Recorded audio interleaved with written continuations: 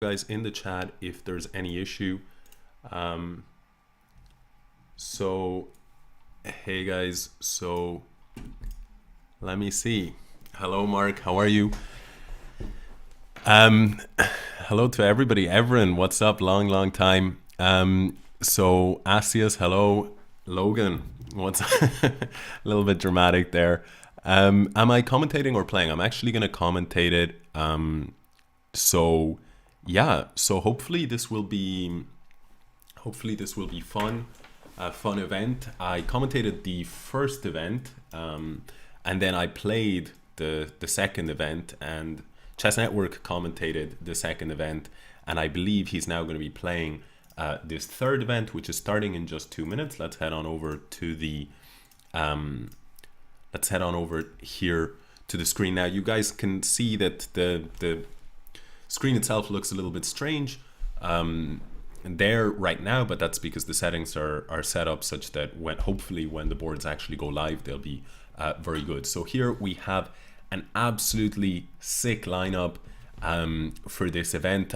You know, we've got a guy here who I've never seen before, Knight King 96, but obviously no joke. You know, this guy is 2850.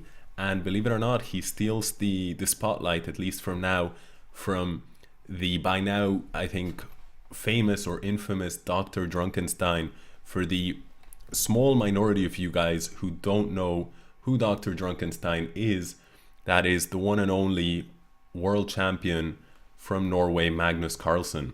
So he's actually won the two Lichess titled arenas that have taken place until now. And I guess he's going for, in footballing terms, the hat trick here. So we'll see. But as far as I'm aware, this is the toughest event. And here we go. This is the first game of the evening, and it's DrDrunkenstein against Knight King 96, the top two seeds. So Magnus with the white pieces. We're looking at it from Knight King's perspective. So all I can see so far is some space, a little bit of a weakness here on d6, and Magnus charges Knight King with the bishop pair. So now Magnus is going to hopefully try to use that, but Black's position is extremely solid here, so it's really I think a very minor edge. So space advantage for Black, and a very solid structure for both sides. Bishop pair for White. I think I would rather have the white pieces, but it's nothing too major. Now there was a threat of bishop takes h3, king h1 is sidestepping that. Now a threat on f2, bishop on g1 leaves a bit to be desired, bishop f1, but White's structure is so solid that I'm not seeing anything too crazy. b7 here under fire, rook on the 7th as well. I mean, this is very inconvenient. Oh, whoops, knight b6. So that's a piece, that's a full piece, and here at this point the position is completely lost. So a little bit of an attack there by Black was completely weathered by Carlsen, and now I'm expecting resignation within the next few moves. Maybe at some point there might even be some rook takes f7. Highly unlikely though, because even if the rook wasn't defending, the queen would be. Maybe some kind of bishop a6, bishop b7 stuff. If White can dislodge this knight, then so that's probably what he's going to look to do. Bishop to f4 is going to be very, very unpleasant. Rook takes f7, huge time edge as well. So we're seeing, I think, just game over here. Rook takes f7, bishop rook g7 is the threat now, and that's checkmate, because if king f8, queen f7, or e7 is checkmate. So DrDrunkenstein in with a strong start. That's a win here. And let's see, where can I go for the chess TV of DrDrunkenstein? I'm not so sure where that is. Let's, I guess, for now, go and see what's happening here. So it's Chopper 1905 against GM Luke. GM Luke, I mean, there aren't many grandmasters in the world by the name of Luke. I'm only familiar with one of them, and that is the incredibly strong Luke McShane, who actually once beat Carlsen in the London Classic or something like this. I mean, so this guy's capable of beating the very best on any given day.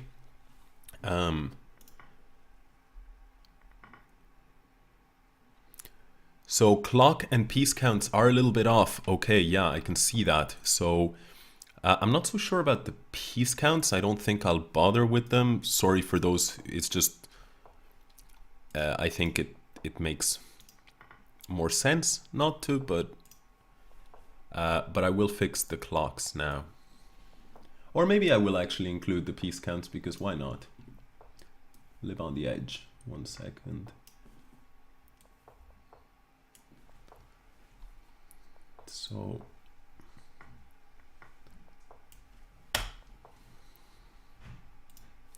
okay, so I think that that's better here. So appreciate whoever brought it to my attention. Technically, you should raise and lower the bar showing the clocks. Okay, yeah, I think that that was done. Please let me know if this is okay. And now back to the games themselves. Here, it looks like Chopper is in. Whoa, he's not in command at all. Queen H5, nice little mating pattern, and GM Luke wins the game. So obviously, GM Luke gaining a cool 400 plus points there, and well, we can see that he's obviously going to be a big contender. Rook E1 here is the threat. Other than that, white is completely busted. Maybe I'm thinking some kind of knight E5, bishop F4. Oh man, I'm not seeing anything. I'm not seeing absolutely anything here. It's all too fast here. Rook G5 looks like it's just game over. So let's see. And that was a win for Magnus. So we're still sticking with Magnus here. If you guys would like to see a more varied, more varied collection of players, please let me know in the chat. Otherwise, I guess for the most part, we're going to focus on Magnus. Hey, Arix. I appreciate the cheer.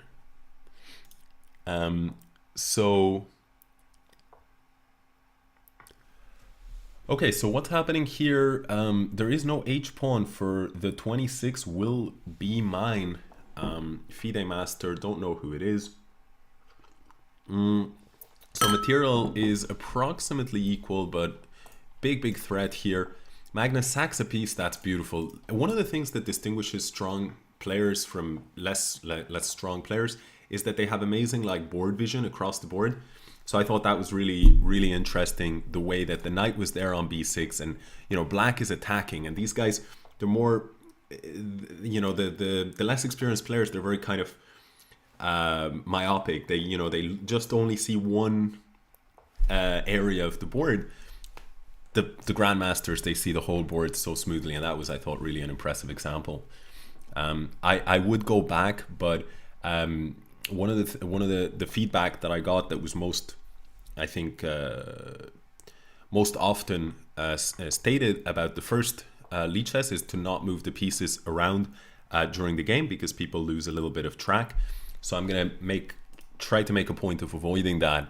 So sorry for those of you, the minority of you who like to see variations in game, but I can understand the point that people sort of lose a little bit the thread. So this is Lichess Title Arena, and here it's two very strong players, two grandmasters, Rainman against Rebecca Harris.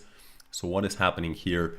Opposite colored bishops, but with the queens on the board, there's a lot to play for. And here, of course, this pawn on the 7th rank, that's just a piece. Black could have gone queen g3 check and forced off the queens, but he's going to get that opportunity anyway, given to him by his opponent. And this is this is a relatively straightforward win. I'm not so sure, actually, because if black goes here to try and hound these pawns, then what would happen is that, well, next game. But basically, for those of you who remember that position, if black hounds those pawns with the bishop and loses the c pawn, the problem is that the a pawn was not of the same color as his bishop. So it's a theoretical draw if white just wins the black c pawn.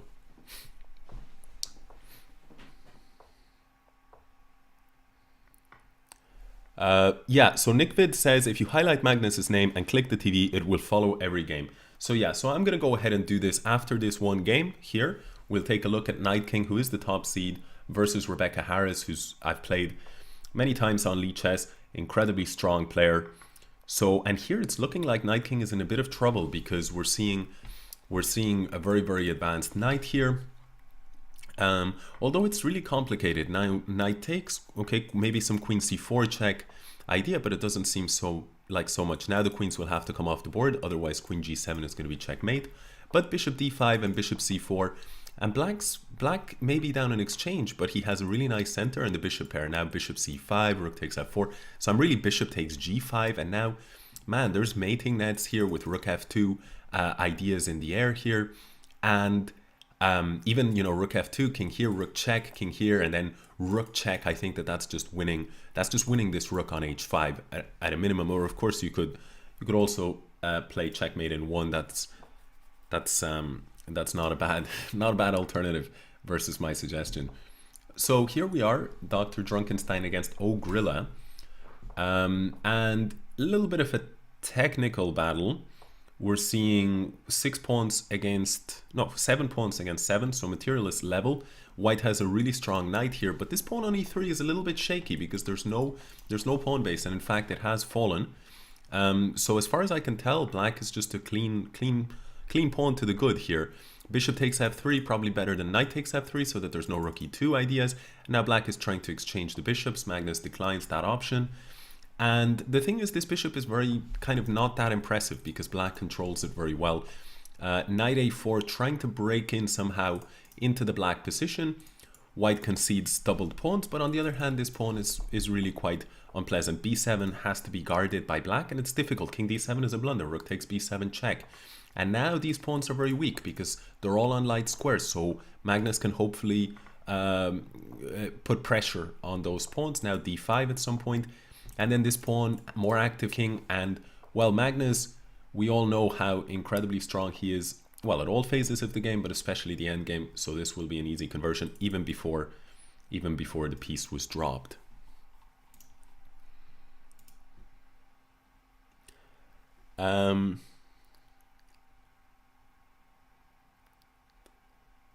Program Fox just subscribed. I appreciate that, Program Fox.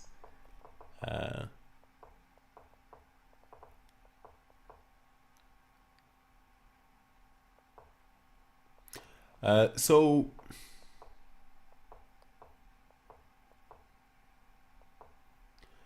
it seems like there's a little bit of a debate whether guys should watch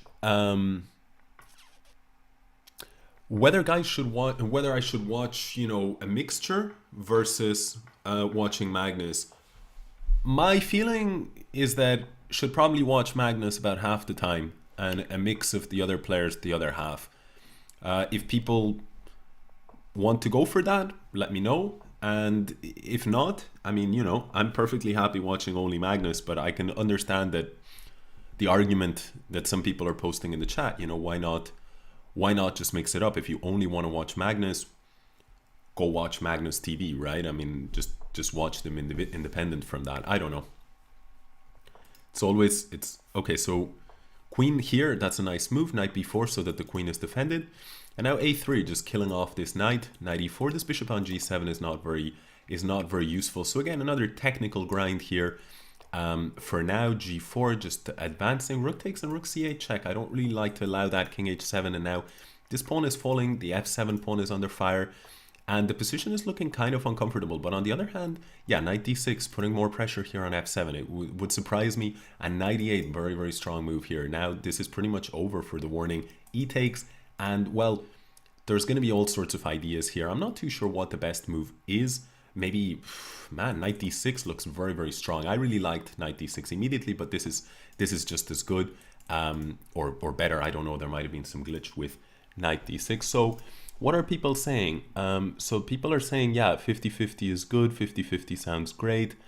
Okay, so we'll do something along those lines. I appreciate also the comments that a couple of people are saying that they're enjoying the commentary. So that's awesome to hear.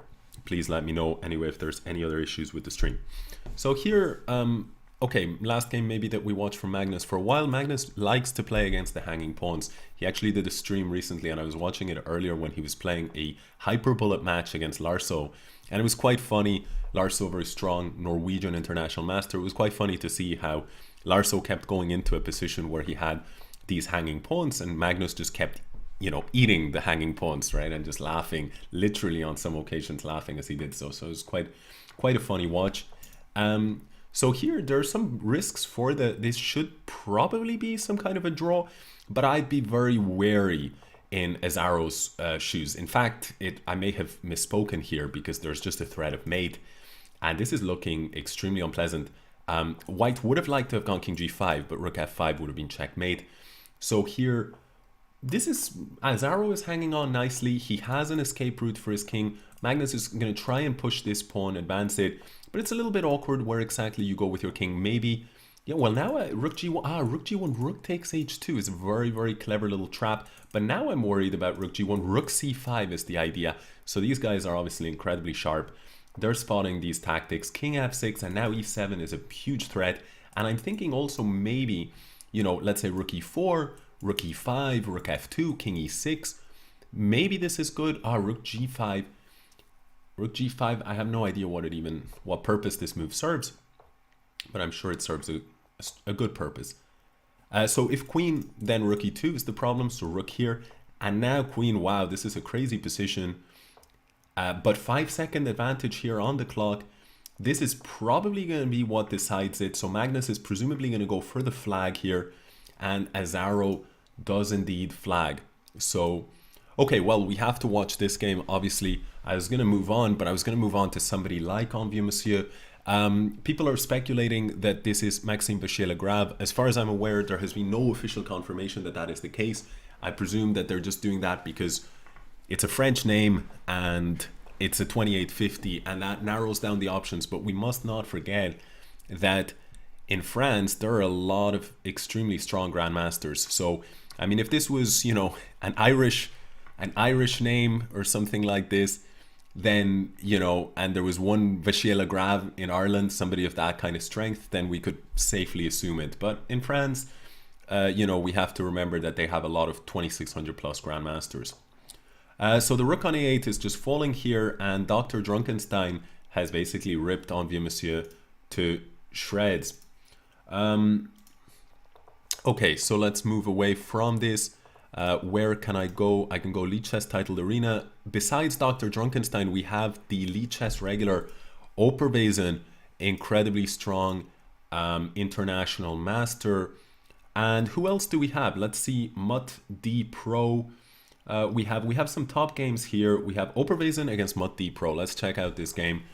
So b3, and well, this is I've played this myself a little bit. So worse structure for black.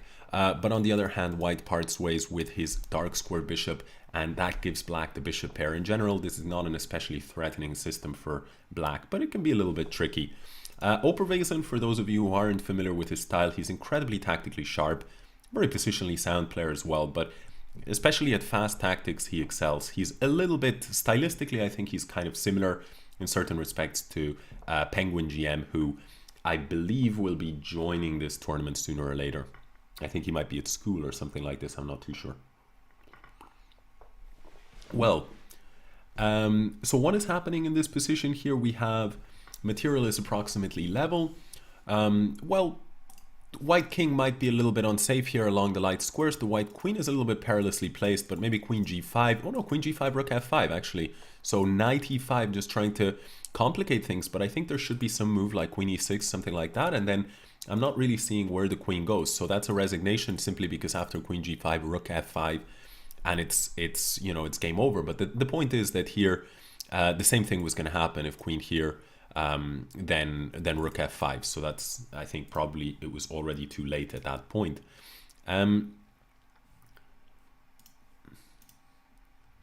So what other games? Oprea is now playing against Magnus. So let's check out this game. And what is happening? So Opera with the white pieces. The pawn on f4 is under fire, g3 just to protect that.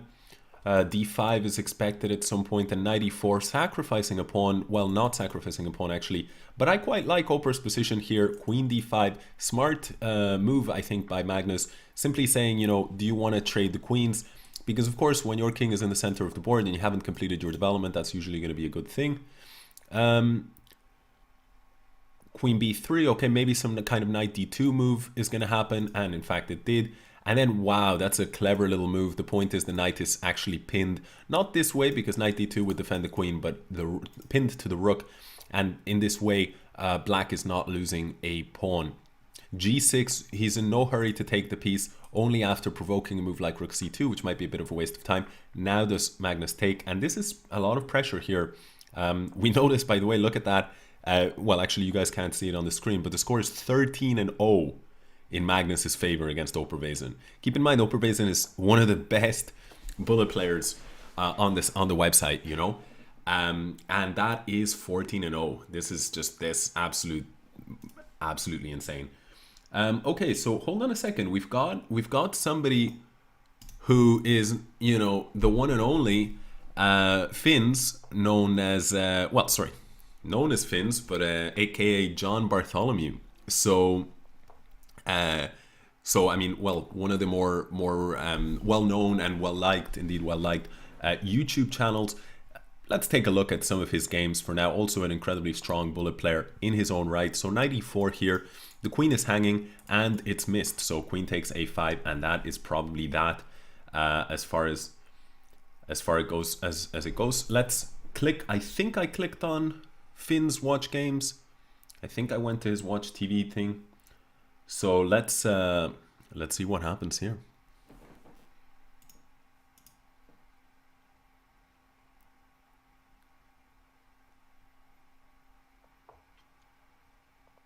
So thank you, Exaways, for the cheer. I appreciate it. So Finns is now playing a grandmaster here. Again, I don't know who it is. Viejo Tortuga is a Spanish name, but usually you would say Tortuga Vieja. So this is kind of weird. It's like old turtle, but with an O instead of with an A. So this is somebody who is, I don't know what's going on, but something about old and turtles is the message. If there is a message, there may not be a message to his name. So anyway, he is playing against Viejo Tortuga, and it's looking like Finns is a little bit better here. I mean, there's not much in it actually, but I would prefer to have bishop and knight than two knights on this open board. We see a very strong bishop, and Finns is keeping the queens on the board. Definitely the case. The one thing is, yeah, that structure, that those doubled pawns were a little bit less safe, and now the black king is way too unsafe. White could have taken the draw, but clearly either white wants more. Yeah, white wants more here. I don't really think white deserves more. Queen c4, queen takes d4, and I mean, I think white at best can try to go for a draw, and I think that this is just crazy. Bishop, queen takes, bishop takes. Now you're playing down a pawn, and the bishop is stronger than the knight. Bishop takes f2. Now it's two pawns, and this is just game over. So I really don't know what happened there, why Viejo Tortuga didn't go for the draw, but Finns will take it, and that's another win for Finns. And Finns is now up to number 18 on the scoreboard. He's facing a tough opponent here in Joseph 2013. He's only a FIDE master, but I know that he's actually done quite well across all of these. Like I think he played some Lichess titled events, and I know, I mean, in general, he plays strong chess. I mean, he's definitely not FIDE master strength, at least when it comes to bullet. So okay, so what's happening here? We have a Maroczy bind. We have a little bit more space here for white, and this bishop on e6 is stuck, but actually, surprisingly, sometimes after knight takes e6, f takes e6, and, you know, doubled pawns are not created equal. In this particular case, the pawn on e6 covers that d5 square, and that can be actually quite important for black because it prevents any kind of knight d5 ideas. a5, nice little tactical point. If queen takes a5, b4 is going to win this knight. Generally, in the Maroczy bind, what you want to do is you want to advance your pawns, but you don't want to do it too quickly because black's position can be a little bit like a coiled spring, and it can kind of they can break, you know, with b5 or d5 ideas, and then it's you know, you can basically overextend very quickly. But I mean, in bullet, this is a little bit less relevant. Here, h4, h5 ideas are nice, especially when the pawns are like this. Dark square is a little bit compromised, so, you know, h5, if you can plant a pawn on h6, then there's going to be all sorts of mating motifs. But here, white is just winning on the queen side, so I don't think he needs to risk anything. Plan is probably going to be just to prepare b5, b6. So b5, rook b1, b6, and if queen b6 or anything like that, Well, this I don't... Rook a1 I like, actually. Rook a7 is the plan. This knight on g3 is not doing anything, just a liability. So now queen retreat with tempo, and with knight f5, rook a7 would be coming in, and actually the queen would really be stuck for squares. So just immediate resignation there makes sense. Flash Gordon 22 says, at Astaneh, why aren't you playing?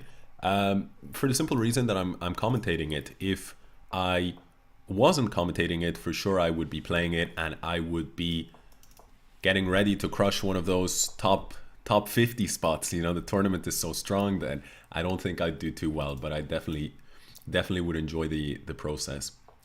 Okay, knight a2 here I actually think was probably going to be some kind of material win, but it was a little bit unusual. So Finns, I think, missed that. Here I like some move, maybe like knight d5 or something. Black's position is very good. The bishop is biting here on granite, and you know, black's piece activity I think is a little bit better than white's, but not much. This is around an equal position for now. Just a little bit of maneuvering. White does have this very nice outpost on c5. Notice there is no pawn here that can challenge that knight. Queen c7, but there is this pawn actually on b7, so it's sooner or later that knight will get kicked out. But if you play b6, then the pawn on c6 might be a little bit weakened. Rook, what is that? What is that? To me, that's not good enough. I suspect it may have been an unfortunate mouse slip, actually. I suspect he wanted to just go rook d4 and hand slipped, because otherwise it doesn't make much sense. But he's going to try to keep fighting here. Bishop d5 would have run into queen takes d5, and now queen d8 was what was threatened, so the position is really, really uncomfortable here. He can't go back to f7 because of queen d8, and now queen e3, I'm not sure what that's threatening.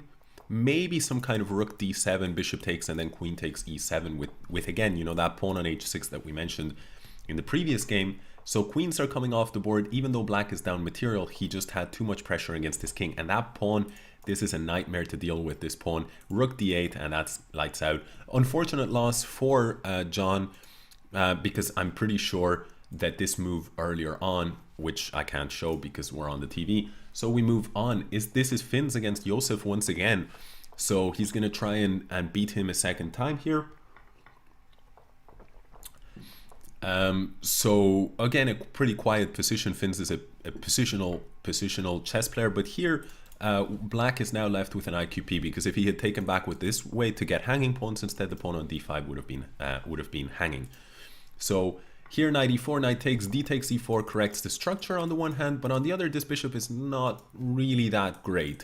It's pointing at its own pawn. Rook d1 here, queen b5, something like this. Queen takes a2, actually, that pawn is hanging. But I would have liked rook d7, because those two bishops here on e7 and b7 would have been under fire. I think the position is approximately equal here. We have level material, but I actually prefer the white position. And the reason I do that is because all of the white pieces are very active here. So rook d7 I like. Queen takes e2 is you know, taboo because of the checkmate here. White can't play queen takes, rook takes, because rook takes e5. So he's taking back with the knight, and now black is very happy to exchange a pair of rooks.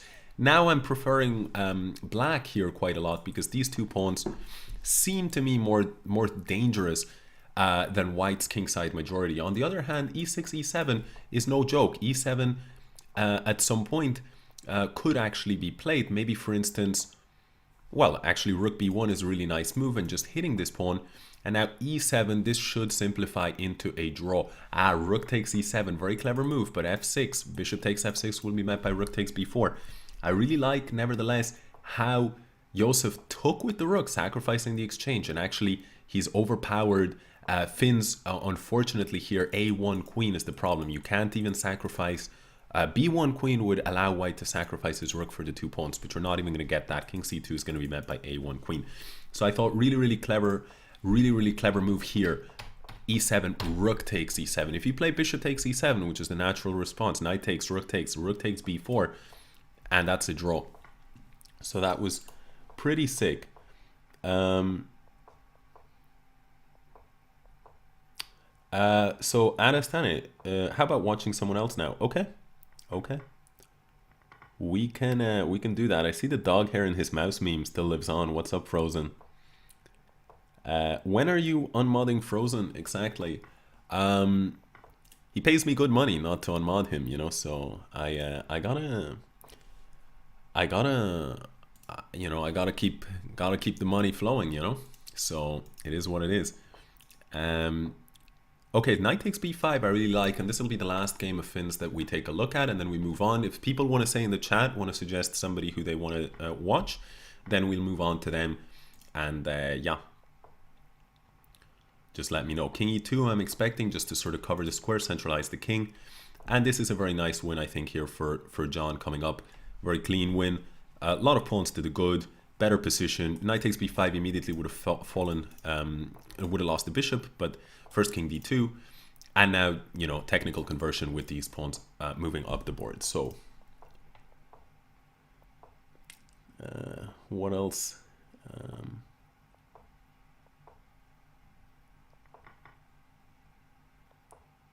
Okay, so nobody is, I think, suggesting who, the Doctor, Opera, or Arca. Magnus time. Magnus. Watch Georg Meyer. Okay, let's take a look.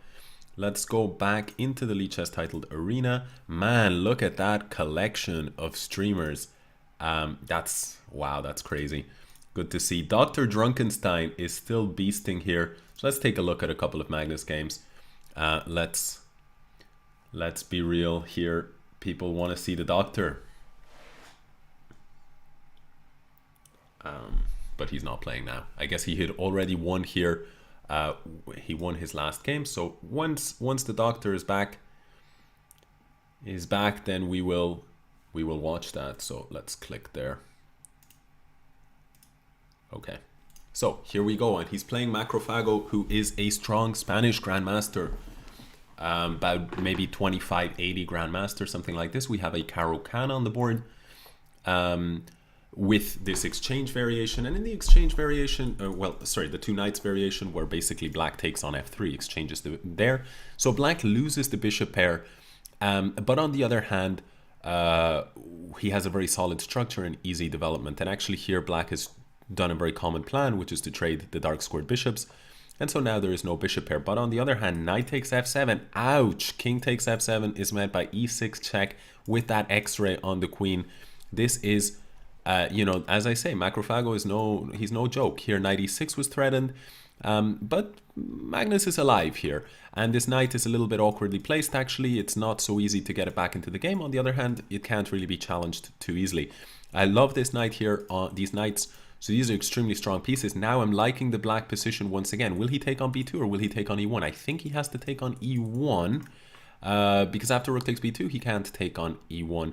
And I'm not so sure if this was actually strictly necessary what Magnus did, although the position seems extremely difficult to play for white. He's going for an exchange of rooks. King c1 will be necessary, and he will be winning this pawn. Knight here to challenge the rook.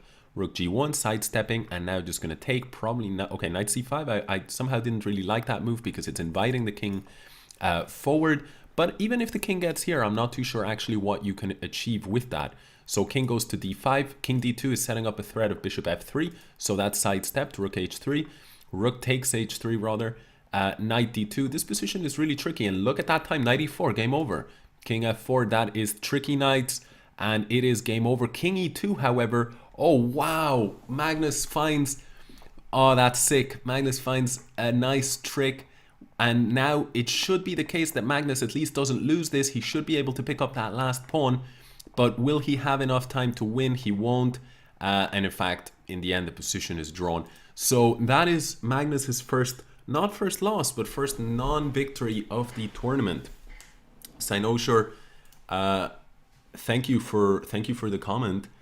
That was sick. That was sick by Magnus there to play, you know, this trick. And when again, I'm in awe of how incredibly quickly they play. But I mean, kudos to Mr. Macrophago, who really put him to the test there. So DrDrunkenstein is up against Nirvana 95. Whenever I see numbers at the end of a name like 95, or nowadays, you know, it's 2018, so you're starting to see like something 03 or something 04, and you're always scared because you realize that probably that's their date of birth.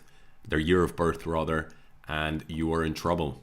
So here, okay, this pawn on d6 is a monster, but on the other hand, rook c8, and now it can't actually be defended. So the pawn has been dropped. Probably a little bit sloppy there to drop that pawn, but on the other hand, we're still a pawn to the good. And one of the things that's important is that this pawn and the bishop, here rook takes e2 is met by queen d1, by the way. But bishop f3, maybe. Rook takes, by the way, queen a4. So that's kind of a funny... it's funny how both sides are playing with the fact that the bishop can't be taken. And here, maybe queen d4. Queen d4 is a beautiful move, because if rook takes, then rook b8. And he does find it, you know, unsurprisingly. He finds the tactic. And I think that that's just game over. Bishop takes d3. And yeah, it's just completely game over. So... very nice game here. And now rook takes g6, exactly. F takes g6 and bishop c4. So Magnus has drilled those tactics for sure. Queen check, rook here, maybe queen d8 check, maybe, okay, rook h6. It's all gonna win. Check here, rook e8, I'm not so sure. But it doesn't matter, he's up a lot of material here. Rook c8 is the mating threat here. Queen is hanging as well. So it's game over for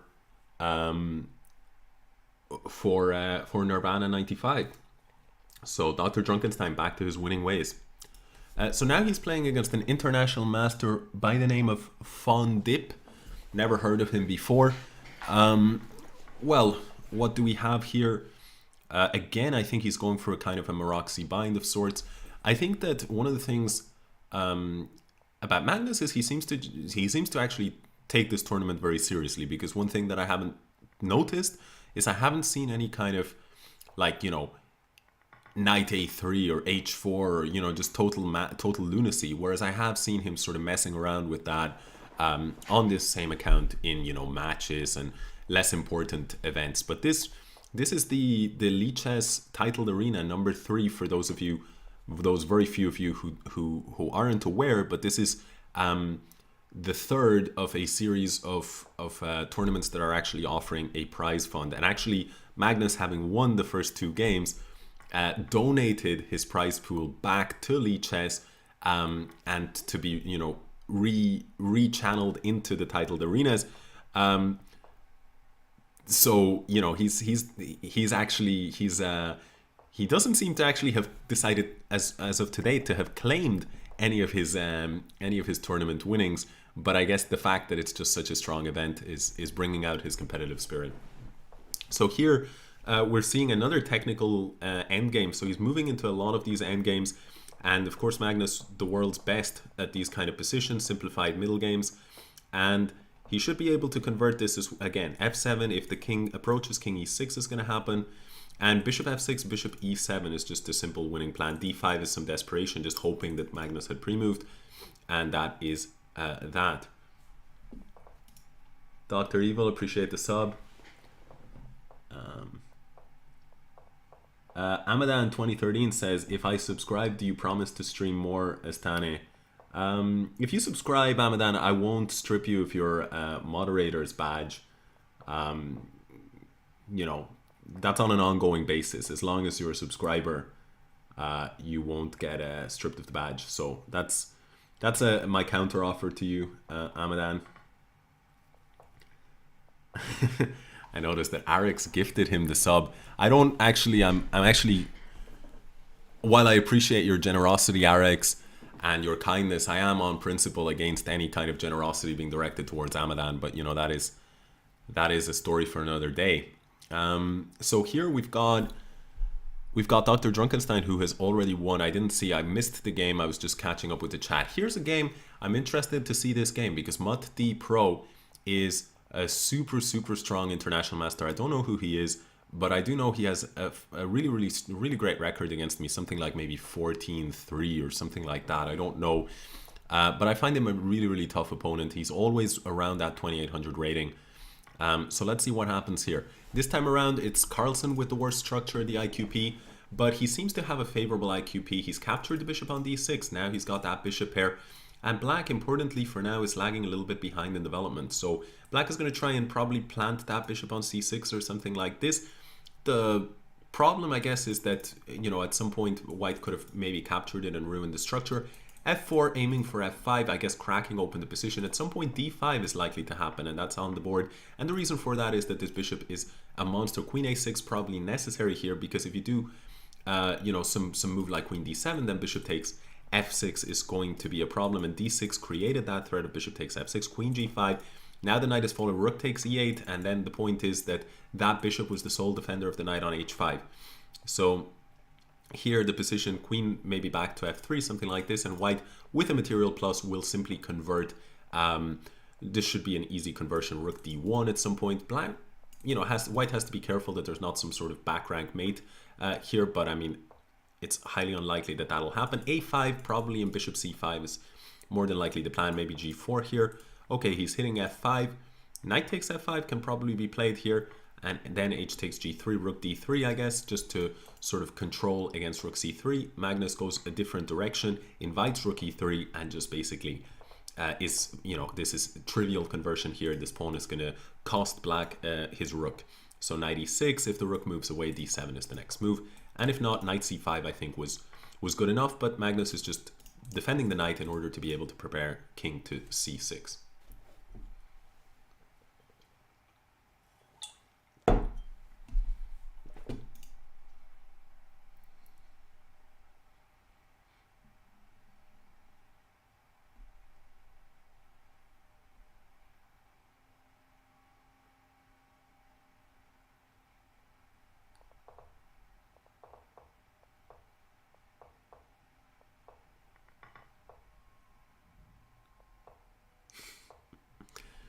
Eric's fair point, Astaneh.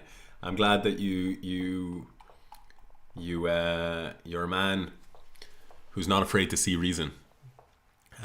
So here we have a game where bishop takes e7, a little bit of an unusual move, but I guess that the knight on c4 was just sort of forcing white to respond to that. White has a lot of space here, and now after e takes f6, we're seeing some pressure against this pawn on e6. Bad bishop here because the pawn on d5 is not very good. Black seeks shelter on the queen side, but c4, on the one hand, it means that this bishop has now come into the game, but on the other, I think the bigger factor is that black's structure is really about to fall apart here. I mean, I don't see him surviving this attack. Maybe, I don't know though. I don't know. It's not immediately obvious how you're actually going to break through. c5 has been chosen. I guess b5, but maybe c6. Okay, I don't understand that last move. Queen d5 I think is just suicide here, and it's actually just going to be game over because bishop takes c6 necessary. If bishop c6, queen b8 was, if bishop c8, queen b8 was mate, but here even still this is checkmate. Okay, so Throng23 says show chess network please. So are people in the chat in agreement they'd like to see a couple of Chess Network's games next? After this, we can make this the last of DrDrunkenstein's games for now. It's a great name, isn't it? Dr. Drunkenstein. I really like the name. Okay, so here, knight bd2, rook takes, queen takes, knight b4. Well, the structure is once again, an IQP is the most kind of important feature of the position, but in this particular case, usually with an IQP, you want some kind of dynamic possibilities like Magnus had in the game where he had an IQP recently. But here, there's no real attack, so in my opinion, black is just better. You know, white has a little bit more space, but very, very fractional, and it's not even relevant. And now this queen is probably going to get into trouble at some point or another. G5, followed by queen e6, and you know, and I actually think it well, no, the problem is, yeah, now g5, I suspect sooner or later g5 is going to happen sooner or later, or just that winning a piece is a pretty good direction to go. So queen takes f2, and then yeah, resign time. So let's take a look. Who are we saying? Are we saying IQP means isolated queen's pawn? Yes. Stay with Magnus. It's not every day you can watch the world champion. People are saying, nah, just Maggie. Well, I'm not so sure what to do now. So I'll let the inertia decide, and I'll stick with this game here. Maybe we'll take a look at one of the other top players like On Dieu Monsieur and the like. People, Magnus, the thing is, Magnus is playing almost every day on Lichess. You know, he's starting to lose his appeal. You know, he's gotta make himself a more scarce commodity. Actually, I shouldn't say that. You know, I don't want to encourage any you know, non-Magnus play. I can't speak. Let's return to the game.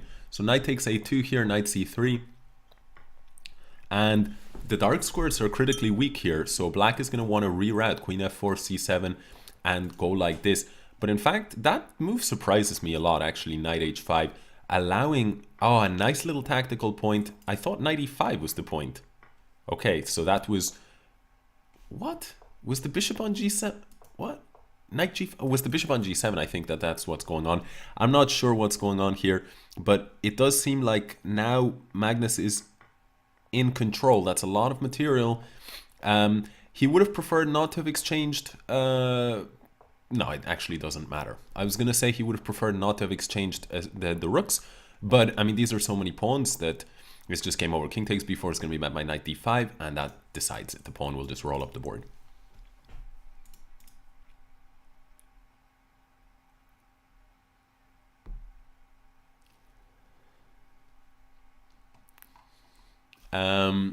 So some people are saying chess network. Let's view the tournament. Let's see. So DrDrunkenstein seems to be pausing here, which means we have a great opportunity to catch chess network. Where is chess network though? Where is he? Okay, I can't find him here, so I'm just gonna go ahead and go like that. What is his name? Isn't it chess?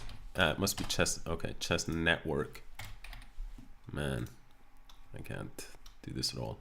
Okay, chess network. I really should follow him so that it's easier for me to... Let me just click the follow button. Okay, so now I'm following him. Oh, the search box. Yes, the search box in the tournament. Yes, I should really have done that. Thank you guys for letting me know. I'll do that next time around. So here, well, he's facing off. He's ranked number 75 in the tournament. He's facing off against somebody he's played a bunch of times before and has a very strong record against him. Chess Network is a very tough bullet player. He's a tough bullet player. I mean, I always find it... I have a slightly favorable score against him. It's close to 50-50. But I find a lot of my wins, if I'm honest, just come from like flagging him. Although, to be fair, he's also very fast. He's a fast player. He's a good fast player, very strong, strong bullet player. I don't think I've ever played against him in blitz. Okay, queen d2, strong move. Queens are off the board. And now, well, extra pawn in exchange shouldn't be so difficult, but losing this pawn was really, really crucial. And bishop e4 actually would have decided it, but it was one move too slow. Bishop e4. No, bishop e4, king g8, it would have been just equal anyway. Jerry is a flagger, says Amadan. Amadan's obviously been flagged once or twice by Mr. Chess Network and the... I believe, what do the cool kids say these days? The salt is real or something like this. I don't know. Something about saltiness. That's what Amadan's got going on. So why is Jerry? I'm not clicking on the TV. Sorry about that. Okay, so here is a game. We have got Jerry has a little bit more space here. I really like the position. Actually, if queen b7, bishop a6 was already trapping the queen, so that's why queen c8. Maybe instead of bishop a6, he should have maybe done something else like rook c1, something like that. Now queen takes g2 is being threatened, so he deals with that. Rook a c1 I really like. This queen is in a little bit of trouble. Okay, bishop b5. Queen has to go really passive, and now bishop a6 is an interesting move, just so that white can try to kind of dominate on the queen side. Here, the pawn on a7 is going to be falling, but queen e2 deciding that if he captures that pawn, the king would be a little bit too unsafe. So here we've sort of transitioned into an equal equal knight and pawn endgame. Both sides are just doing the usual endgame stuff, bringing the kings to the center of the board. Now, there's a little bit of an edge here for Jerry in the sense that with this structure, these pawns are a little bit more vulnerable, right? White was allowed to advance like this, and knight e4, knight to d6 at some point I really like. I mean, I would plant the knight on e4, but he's seizing more space before doing so. I'm really expecting knight e4. And now the threat is knight d5. Very nice counterplay effort here. You could play f5. Yeah, knight takes b4 is going to be sacrificing that pawn. But after f6, pawn takes would lead to g5 ideas. So here I'm seeing g5, pawn takes, h5, h6, h7. The problem for Jerry is that knight g6 is going to guard that. So I probably would have taken here to try and capture this pawn, because the knight on h8 is actually fantastic here, dealing with this and defending the f7 pawn. So now knight h7, rather funky play, but king g6 is going to expel the knight from that square. And now what Jerry needs to do is he needs to flag his opponent, basically. I mean, it's as simple as that. But will he do it? He's actually down on time against Clash Royale, so I'm not sure. But Jerry is a fast player, and Jerry wins the game because the rules are that if you have a knight, but the other guy has, a couple of pawns, technically there's a possibility to checkmate. So I think this is the FIDE rule. Personally, I think it's kind of a harsh rule, but I don't know. I haven't thought about it deeply. In any case, Amadan's theory has gained a little bit of credibility all of a sudden. Amadan,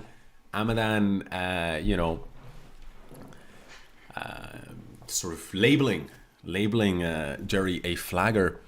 Now, Amadan is one that is a man who throws accusations around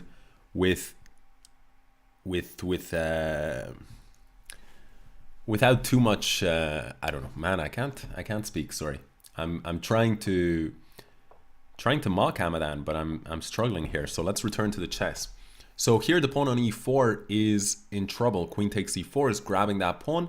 And now knight e2 is a big threat. Knight g3 is in the air. The pawn on h3 was actually possible to capture. I think that would have been stronger. Both pawns here are in a little bit of trouble. And queen d4, I like this move, offering queen takes, c takes, and those two pawns would be too strong. So Jerry is continuing to offer the queen exchange, but here he's gotten into a little bit of a concern here for me, which is if I would be slightly concerned here if I were black, because all of a sudden my queen is all the way over here on the queen side, and my king side is potentially falling. So the king goes off for a run. F5, interesting move. There might be some rook takes. So for example, rook g1 would create the threat of rook takes, king takes, and then queen g7 would have been checkmate. Queen g5 creates some possibility of knight g5, although rook takes h3 is going to be happening in that case. Queen c3 defends this knight, which I really like that move. Jerry is once again in time trouble. So here, if he does manage to win this, it'll be really an impressive testament to his clock skills, because he's completely winning on the position, but man, the time situation is bad. But I think he might do it. Oh, he offered his queen there for nothing. He's offering his queen again, his rook. This is not the way to win the game, but he might be able to, he might yet be able to get there actually. Oh, he's definitely not going to lose it, but will he win it? I think he'll win it. And he does actually win it. The reason why I thought he would win it, apart from the fact that he'd made up so much time already, is that when you have the queen, you can just keep checking, and when you only have the king against queen and bishop, it can be really difficult to find a legal square, basically. So that was an interesting game. Okay, some people are saying that they want to watch Magnus again. So in fairness, let's watch, Magnus, Jerry, and Jerry's of course a great player and great personality, but Magnus is Magnus, right? So we gotta give the world champ respect. So he's facing off against knight king 96 here. At some point or another, there might be some d3 idea. The point being that if rook takes, then rook takes b2 happens. But I think Magnus for now is trying to kind of poke and prod and get the move in d3 under better circumstances. King f5, because if d3 immediately rook e4, rook c4 would check. Although I still like that rook e3, an interesting move. Rook takes, pawn takes, and now rook b3 check is maybe what I was expecting, but I guess rook c3 didn't make sense. Rook b3 now. And Magnus has got an extra pawn. I would have liked, instead of a3, I think it was very, very strong idea here to go like this. So I expect some kind of possibility like that. Maybe a2, rook d3, very nice technique here. The rook is better off here so that it can actually block from the check. So rook b3 and rook a3, and now, well, it's just game over. 4 seconds on the clock each though. And actually Magnus took a long time to make that last move. Queen g3 is what he wants to do. Rook g3 is what's going to happen. Knight king in the end, losing on the clock.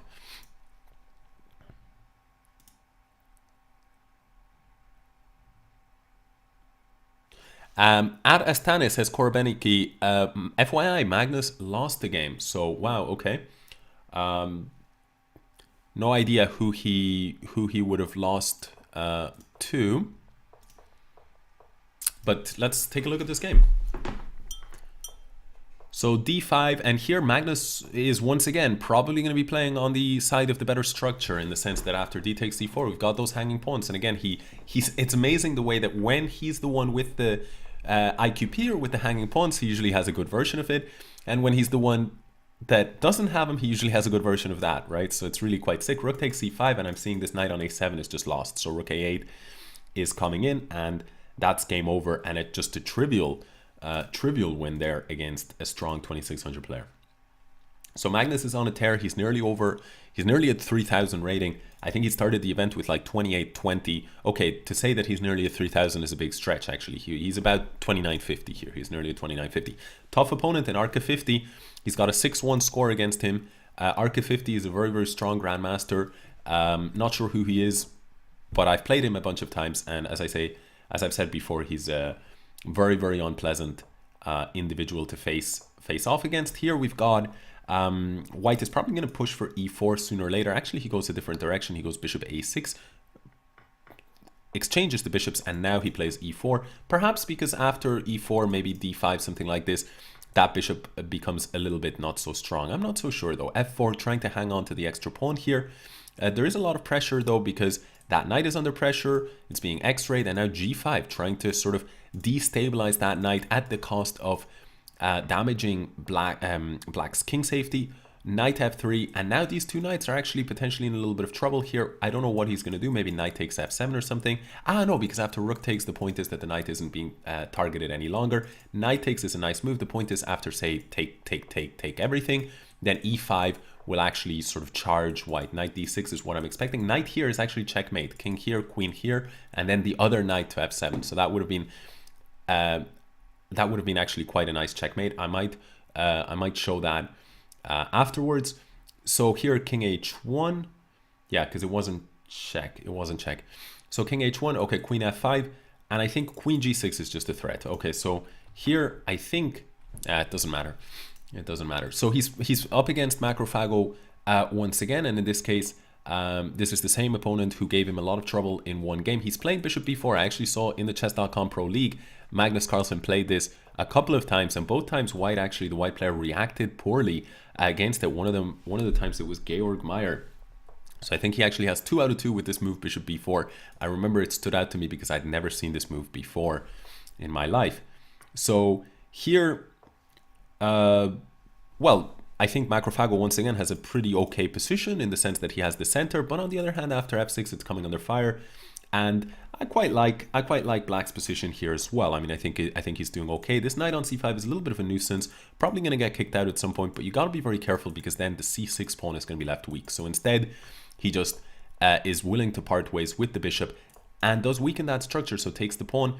The problem here is, yeah, knight on e6, queen here, maybe bishop c3 or bishop g5. Okay, rook f7, knight here. There are some kind of rook e8 ideas in the air, right? So this position is not easy, and you got to go back because this knight on f5 is hanging. So I think he needed to go back to f7, but maybe he missed that the knight was hanging. Rook takes e8 here is a possibility, just simplifying the position. Rook takes e8 again, queen f8, and now we just have an extra piece. So Macrophago really giving Carlsen a headache, but Carlsen has that majority on the queen side. So b6, c5 is going to happen, probably g6. The problem with g6 is after bishop takes g7, yeah, bishop takes g7, or bishop g7 anyway, the knight would be lost. So Carlsen sacrifices the pawn just to keep the game a little bit more alive, but Macrophago doesn't want any complications. He gives back the piece, and now he has a 2-pawn advantage, and this is theoretically quite a straightforward win, although now Carlsen has actually been able to win a pawn. I have no idea if there's any way to hold this. It doesn't look like it though. Yeah, Macrophago arrives too early on g8 with the queen. This is a trivial win from this point out, so I expect resignation. Indeed, that is what happened there. Okay, so what is next? So he's playing against I am Michael. I don't know who I am Michael is, but obviously very competent bullet player. And here we have white with a nice pawn center Magnus Carlsen here, and again playing that technical brand of chess that we typically see Magnus playing in over the board chess. I'm expecting maybe some kind of, well, okay, knight h4. f3 I think is just going to be game over because this bishop is stuck. If bishop f5, e4 is coming, and it's just a free piece. So, okay, 18 moves to beat... oh, clever resource. The point is you can't take it because of this, but queen b2 is probably going to happen here with check, sidestepping, and now collecting that bishop. So rook e1, and probably some kind of, yeah, knight e3, and then that double attack on these points, so everything is falling. Knight takes e7 is now a possibility because that means the knight on f6 is dropping, and it's just going to be, I mean, it's material, it's attack, it's everything, and it's a resignation. So that was just a massacre there, a casual massacre. If there is such a thing, that was it. Mutt D Pro is Carlsen's opponent here. So we've got a Scandinavian. Team Scandi, I believe, is the official name. Okay, so Scandinavian and Caro-Kann are very, very similar in the sense that structurally they're the same. This kind of a structure is featured across both openings here. And one of the things about the opening is when you put the pawns like this, that d6 square becomes a little bit weak, especially if you surrender this bishop. So here it doesn't seem like a huge deal, though. The queens are off the board, and obviously white also has a slight problems with his structure. Rook d3, I would have expected bishop d2. Knight takes c6, the pawn drops, but after knight a5 or knight b4, the pawn on c3 is dropping. And rook c1 is, I think, a clever move. The point, I think, is bishop d2, and then c4 is the idea. Knight c4 probably to be expected, just create a clamp on those light squares. And now the pawn is being sacrificed, being offered by Magnus for activity. So instead now black didn't take the pawn. Magnus is a little bit passive in this position, to be honest with you. The knight is a better minor piece than the bishop. The rooks are crashing down against this point. If I had this position as black, I would be, as white, I would be pretty certain I'm going to lose it. Because it's Magnus, though, well, we'll have to wait and see. But clock situation is bad, and after rook check, a takes b6, black gets the opportunity to correct his structure. Bishop c5, clever move. The point is that the knight is now under fire, and after a4, actually Magnus surprisingly now has a good bishop, and the knight is being is now unstable, and there's a loss of a pawn, and actually it's difficult to even allow this knight to escape. King takes c4, sacrificing now 3 passers here, and I think that this is just a relatively easy technical win from this point out. So Magnus working his magic there, and I'm expecting a win here. The clock situation has been pretty much made up for. b7 is going to happen. The point is, if king c7, d6, I mean, I'm not seeing why not immediate b7. This to me seems kind of insane, frankly. But maybe there was just something there I just didn't see. But actually this is, I take it all back. I take it all back because this is unlikely to be a win for Magnus. He might be, whoa, king takes f5 though. That's a draw. I think he's going to make the draw. He is going to make the draw. And Magnus saving a draw, although in the end, it was actually Mutt D Pro who saved the draw. In my opinion, I think that he was actually losing at one point. But before that, Magnus was the one in serious trouble.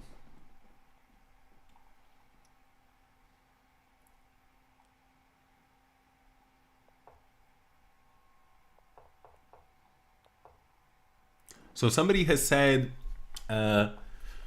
Rebecca Harris, check Dr. Bassem Amin.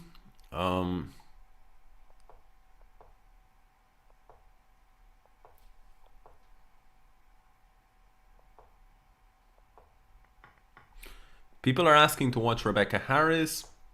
A couple of people are saying that they are enjoying the commentary, so I appreciate that. Guys, somebody is throwing out the slightly controversial comment that Magnus should be banned from these titled arenas. I suspect that wouldn't, that wouldn't catch on. So, well, let's see what's happening here. He's playing against National Master 12teen, who is, he's a very strong player. He's a very, very strong player. Yeah, I mean, I suspect he's a National Master. Either maybe he's F2 though. F2, I think.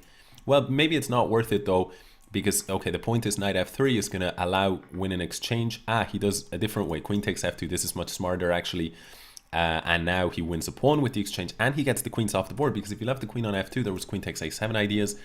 So here, yeah, this is just a clean, relatively clean exchange, and also maybe some problems with the king here. Although the king on G5 is quite a slimy king, so it's hard to know. Maybe, yeah, covering that B4 square. I don't like putting the knight on A6, because sooner or later king B7, and now, just rook takes, yeah, rook takes F1, very, very nice move, and E takes D4. He's in no rush to take this knight. He doesn't want to allow some kind of a passed pawn or anything like that.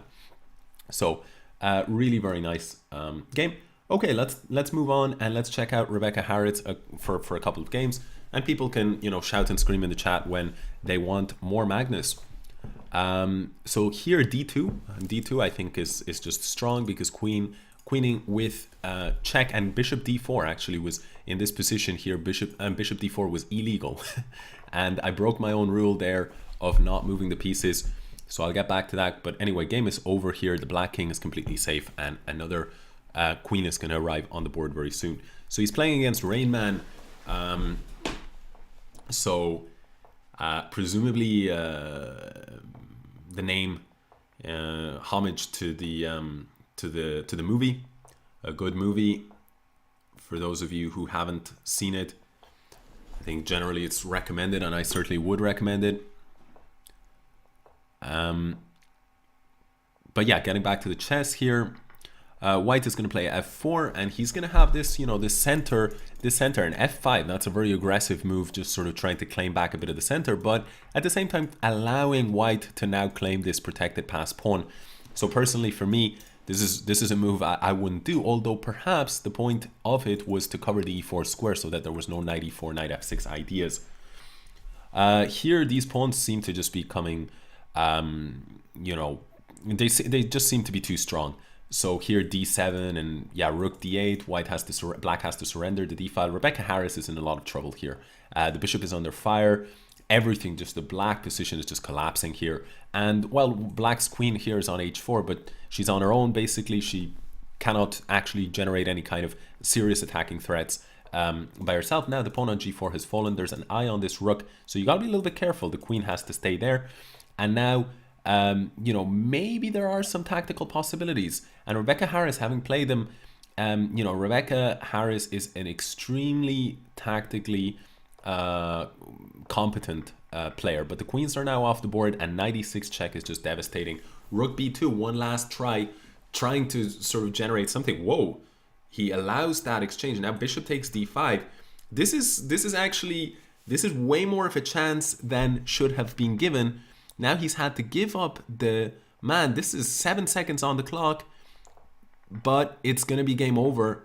Yeah, it is game over with 5 seconds on the clock. Will Rainman be able to convert this? I assume he will.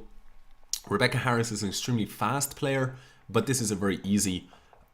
Well, actually, I take it all back. He won't be able to convert, and in the end, he even blunders his rook. So Rebecca Harris sneaks a draw from absolutely nothing there. So yeah, that was pretty sick.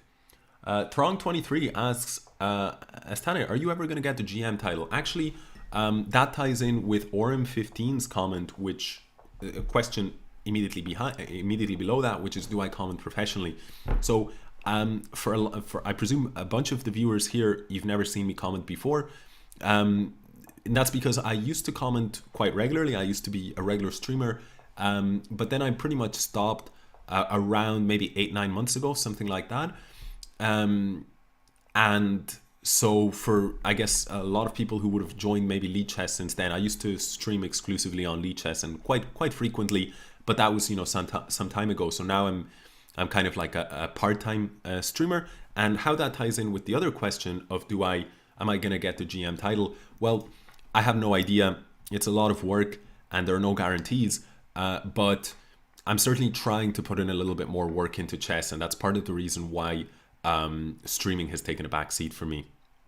So anyway, hope that answers your questions. Returning to this game here, we've got white is up in exchange, Rebecca Harris, but on the other hand, black has a pawn. On the other hand, these pawns on one hand look quite relatively strong, but on the other they're actually quite well blockaded here, and black has the dark squared bishop. He'd probably prefer to have a light squared bishop, because now white is able to establish a nice bind on the light squares, and it's very difficult for black to make progress. Then again, knight e5, very strong move. This sequence was not good. The rook was hit, and now knight f3, just scooping everything up. All that instability in the black position here. King f7 is a nice, well, rook takes a7 is coming in with check. Here, rook takes c5 is a threat, so probably, yeah, some move like knight f5 just to defend the pawn.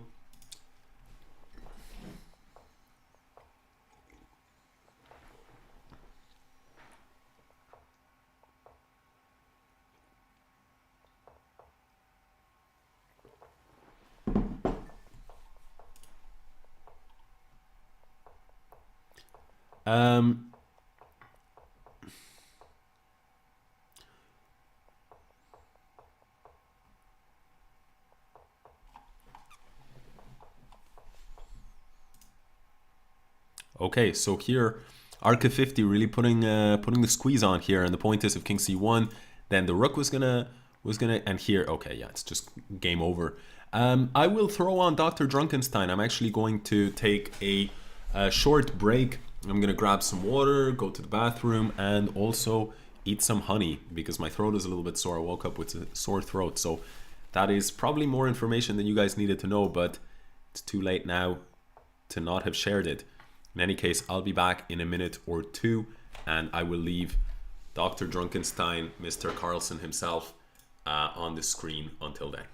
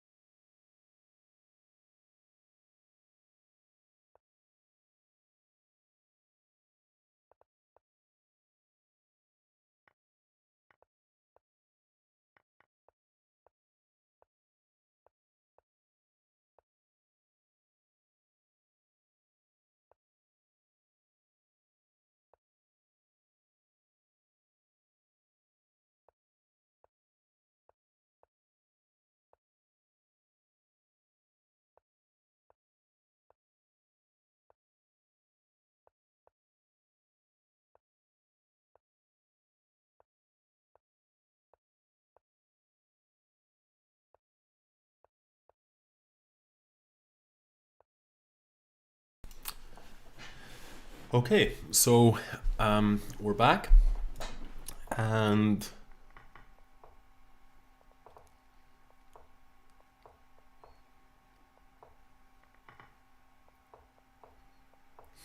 yeah, we're back, and let's see what is happening here. It's DrDrunkenstein against his nemesis, Macrophago, who is really not taking it lying down, as they say, you know, because here we can see actually he's got a 50% score over 3 games against the Doctor, and here well, Magnus is putting the pressure on for sure. There was actually, I think, some rook takes c5 idea missed there, but black is kind of, yeah, okay, this is quite nice, I think. You know, the idea was provoke him into pushing the pawn perhaps, and then, you know, once the pawn is more advanced, hopefully be able to collect it. But actually it's, well, now he's able to collect it with rook takes if he wants, but he goes in a different direction. He has won the pawn, but is it going to be enough? The thing about it is, what's hurting black's chances is that this structure is really, really poor for him, because these pawns will both fall, and this pawn, I think, is just is an absolute monster. Here, bishop takes f5, maybe not an option, but the thing is, actually, what am I saying? This is technically a draw, because this is opposite, this is the wrong bishop, but Magnus is going for what you need to go for when you're playing bullet, and that is, you show your mouse skills. It's not about any sort of theoretical endgame nonsense, right? This is all about who has spent more money on a fast mouse, and you know, the answer is Magnus. So here we've got Rainman once again, and no, actually maybe not once again. I think this is the first time that they've played. So Magnus is being called Flagnus in the chat, which I've never heard before, but I think it's quite good actually. So now Magnus has gone knight c6 and knight back to b8. I don't know if this is a sign that he's kind of more relaxed now and he's sort of playing these kind of funnier openings.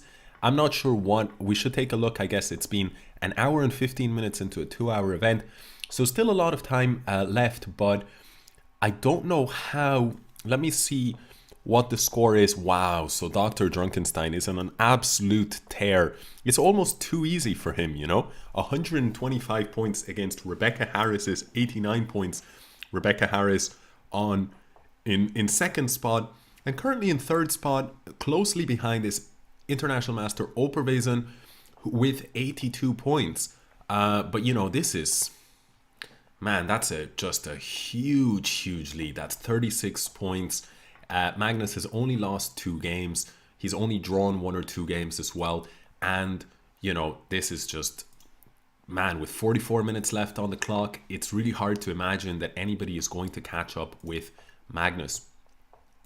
He is absolutely in command.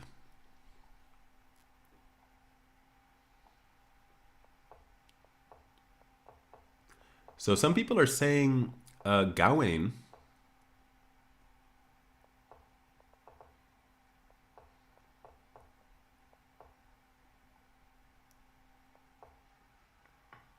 to watch Gawain.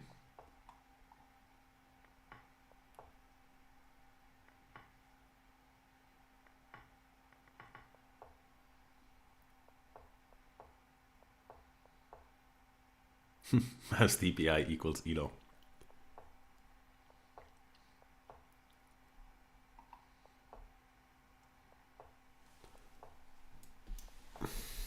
Okay, so when is the candidates event? Actually, I should know that. Some people in the chat are talking about the candidates. In the meantime, here DrDrunkenstein is playing against I am Michael or Michael, who he demolished already, I think twice. I saw one of the games and it was just a demolition. And here it looks like Michael is going to suffer the same fate. That's a lot of pawns. He may be down in exchange. Carlsen basically just needs to make sure that nothing bad happens here on the queen side.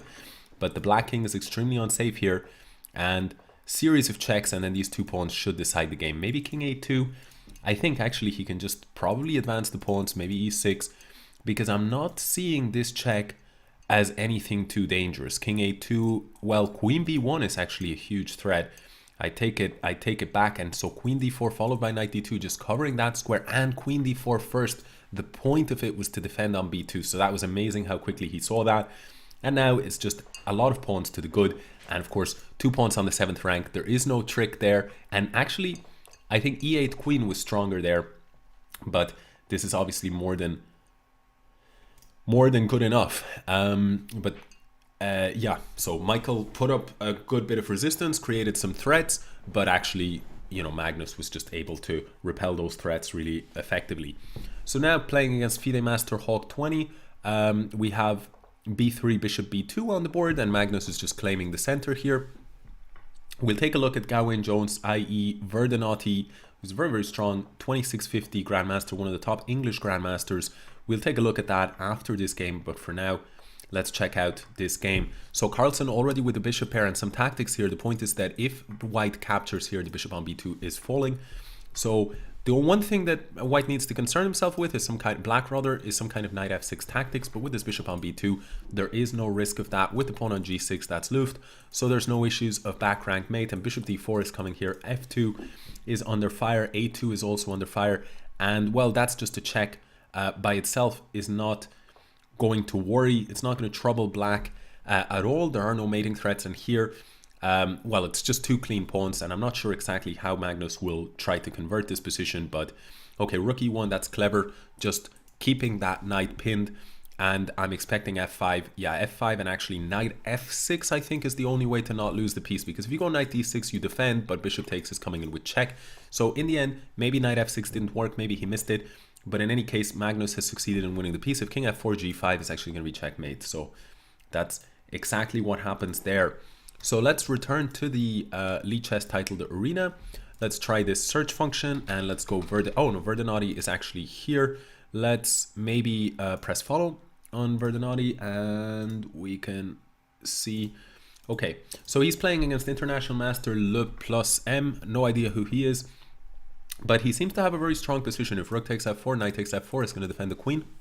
And if rook takes h7, then queen takes g8 at a minimum, followed by then returning with the rook. So sacrificed queen here, but this position is just hopeless. The rook is on prise, and also queen d6 is a threat of check, if not a threat of checkmate actually. So I expect resignation there, and that's exactly what happens. So Verdanotti, for those of you who had maybe just tuned in, is Gawain Jones, strong grandmaster, around 2650. I used to actually, he's a friend of mine for a long time, and we actually used to play a lot of chess back in the old days in ICC when we were just teenagers. I used to play a lot of bullet, but at some point or another he decided that you know, he was going to actually be a serious chess player. So that was a good decision on his part, but it did mean that the bullet days came to an end in terms of those battles. Of course, he always got the better of me, you know, but okay, no shame in that. A very, very, very strong grandmaster. So here, let's see what's happening. The white, on the other hand, here, I don't, structurally speaking, he's pretty much lost because he's down a pawn, and this pawn on c3 is problematic. The pawn on d4, I mean, this entire structure here is very weak, and in fact, it's already fallen. But on the other hand, he has some serious threats. Knight f6 in particular is a very, very serious threat, and at a minimum, I mean, I actually don't know what is happening here. Oh, the point is that the queen is actually defending the bishop. So that was presumably missed by Verdanotti. I expect resignation now. Knight f3 is just going to cost an exchange here, and that's a full clean rook and a couple of pawns. I guess he's probably going to try to fight on with some rook h1 threat, but now at this point f2 is hanging, so resignation on the cards. Penguin versus Magnus, people are saying that that's what's happening there. 2680 Grandmaster. Okay, so he's about 2680 right now. Penguin versus Magnus, people are saying, is that actually still the case? No, that game must have finished. So sorry that we missed what would have been a great game to spectate, but we're trying to have some variety here, which is may or may not be the right decision, but it seems to be what most people want. I think.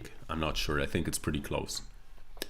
So here, maybe d4 at some point is probably going to happen just to try and activate this bishop, so that happens there. And then queen h3 is a really strong threat. f3 or now e8, rook takes, and the point is you can't take the rook back because the bishop would be falling.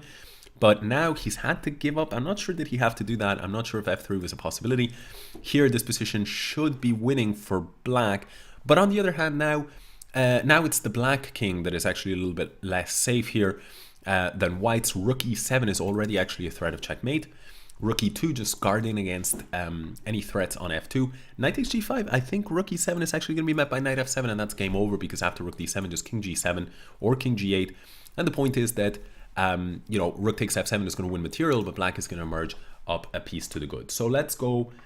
Shall we look at Magnus versus Rebecca? People are saying it. They're saying it in the chat. Here we go. So it's queen and rook each, 5 pawns each. Magnus has just played f4. You know, otherwise anything else like king h5 was just going to be met by rook h7 and checkmate. The pawn is not captured because queen g4. Now we have a position that's closing up a little bit here.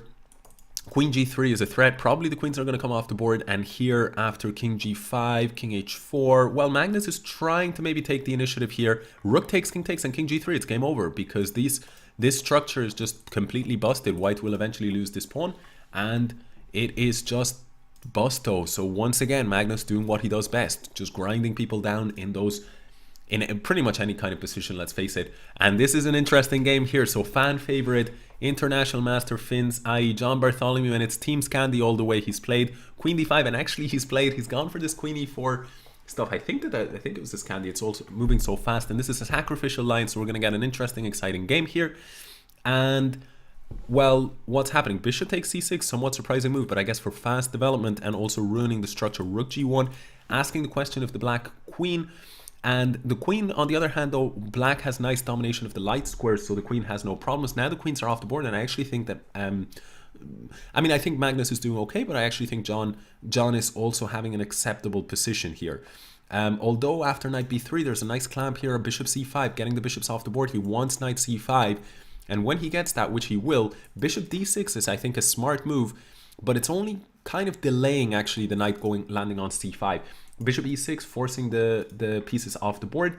But here, yeah, this is, wow, very important pawn. So it's important that he managed to win that pawn. And Finns is still in the game here, but he's getting squeezed a bit, right? It's 4 pawns versus 4. Well, actually, rook d7. Finns is in the game. Finns is absolutely in the game here. Anything can happen. There is a danger for Finns, and that is that these 2 pawns will sort of be like an outside passer. And actually here I think it's just game over, because if king c7, a7, this is game over. The 2 squares are controlled. So the loss was just as simple as that. Basically Finns didn't spot this particular configuration and the risk of it in time. Carlsen obviously spotted it rather quickly, just marched the pawn up the board, didn't mind. The pawns on the king side collapsed for, the king side collapsed for Carlsen, but it was irrelevant. So Carlsen, once again, Carlsen up against it with Macrophago as his opponent. He's 2.5, 1.5 over 4 games against him, and it's Carlsen that has the Scandinavian here. So that's, and this is really bishop c5. The point is, if bishop takes c5, this is falling on e2. So bishop takes e3, pawn takes, queen g5. The queen was under fire. And here, after this exchange, the white king is looking very unsafe. Queen takes e3, followed by knight f2, is one of the threats. Queen f3, I really like this move. The point is, now white could have played even queen f5, I think, and forced the exchange of the queens. But when the dust has settled, what is the pawn count? It's 6 pawns each. But I will take the black position because this knight on e5 is a monster. It's going to be challenged with knight f3. Black keeps the knight. The rook on g4 is a little bit awkwardly placed. f5 is happening here. And offering an exchange, Magnus agrees, but now white is having a slightly worse pawn structure. The knight on e6 is undermined now with c6. And now what to do with this knight? Okay, c takes d5. Very clever move. The point is the knight is going to be falling. We've got 5 pawns against 5 pawns. Magnus invites...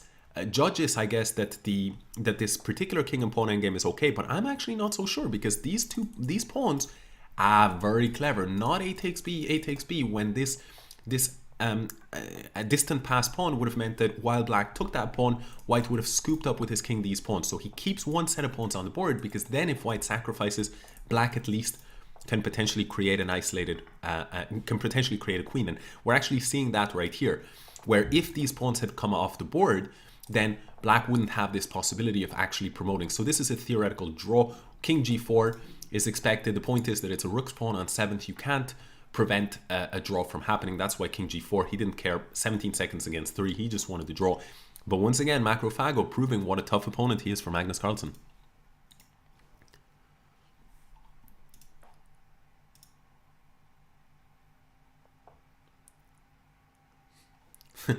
So people enjoying the speed commentary there. I'll try to keep it up, but it's actually it's quite exhausting. So here, but that was a really interesting game. So now he's playing he's playing against Rebecca Harris, and wow, clever tactics. That's brilliant. I mean, what has just gone on there? I mean, I cannot follow, but in the end, it's level material. But this knight is actually in serious trouble, because the point is that if knight c2, then the bishop is coming to a4. So that's what I'm expecting here, bishop a4, and you're going to have to sacrifice with knight takes d4. Probably the hesitation was whether to play e3 first or not. Rook d1, and DrDrunkenstein, he's in a little bit of trouble here. Will he be able to somehow recover here? He's got 7 pawns against 5. It's definitely possible, but the problem is this is dead. Bishop f7 I think was even stronger. King e7 is looking to just prevent that idea and hang on to these pawns. But in the meantime, even though you have 2 pawns, the 2 pawns extra that black has, notice how ineffective they are. And now they've been quarreled up. I guess bishop takes a7. I don't know why not bishop takes a7, to be honest, but this is just game over now. Bishops have come off the board, and then bishop f7 would scoop up with the king being quite central. DrDrunkenstein therefore suffers a loss, and somebody is saying in the chat, rest in peace, the 3K dream. I presume that he was extremely close to that 3,000 rating. I don't know if DrDrunkenstein has ever actually surpassed 3,000 in rating. So here we have, I think it was a Sveshnikov. I'm not even sure, but it looks like a Sveshnikov to me. But it looks like a really bad one for Ogrilla, because he's lost his pawn on b7, and white is just coming back with his queen. Although the time that it took him to actually win that pawn means now rook c3 and queen takes a7, fortunately for him, was a possibility. Queen takes a6 rather. Instead he went for knight c4, and that actually allows black to win a piece. So Magnus is struggling here. I'm not too sure what, probably something like d5. Yeah, well, it's a lot of pawns, but yeah, I think he should have played rook takes c2. I think Ogrilla is not playing this as accurately as he could. I think he could have been a little bit more merciless, but he's up a piece, so we're expecting a loss here probably for Magnus. That pawn on b3 is now falling. Magnus is going queen g4. I don't really know what the point of this move is. Maybe g takes h4, but the white king is less safe than the black king. And, you know, this is an extra piece, probably at some point d5 and bishop c5 coming into the game, but probably, maybe that's not even necessary. King takes h5, that's really, that's really aggressive. I'm not sure about this at all. Now, the bishop can't actually move because the queen is hanging. So this is really, I think, really unnecessary what Ogrilla is doing here, but he is still winning. And rook f7 is a crushing threat here, because now every single black piece, and remember black has an extra piece, is crashing down on f2, and that is checkmate. There's nothing to be done. So Drunkenstein, Magnus resigns.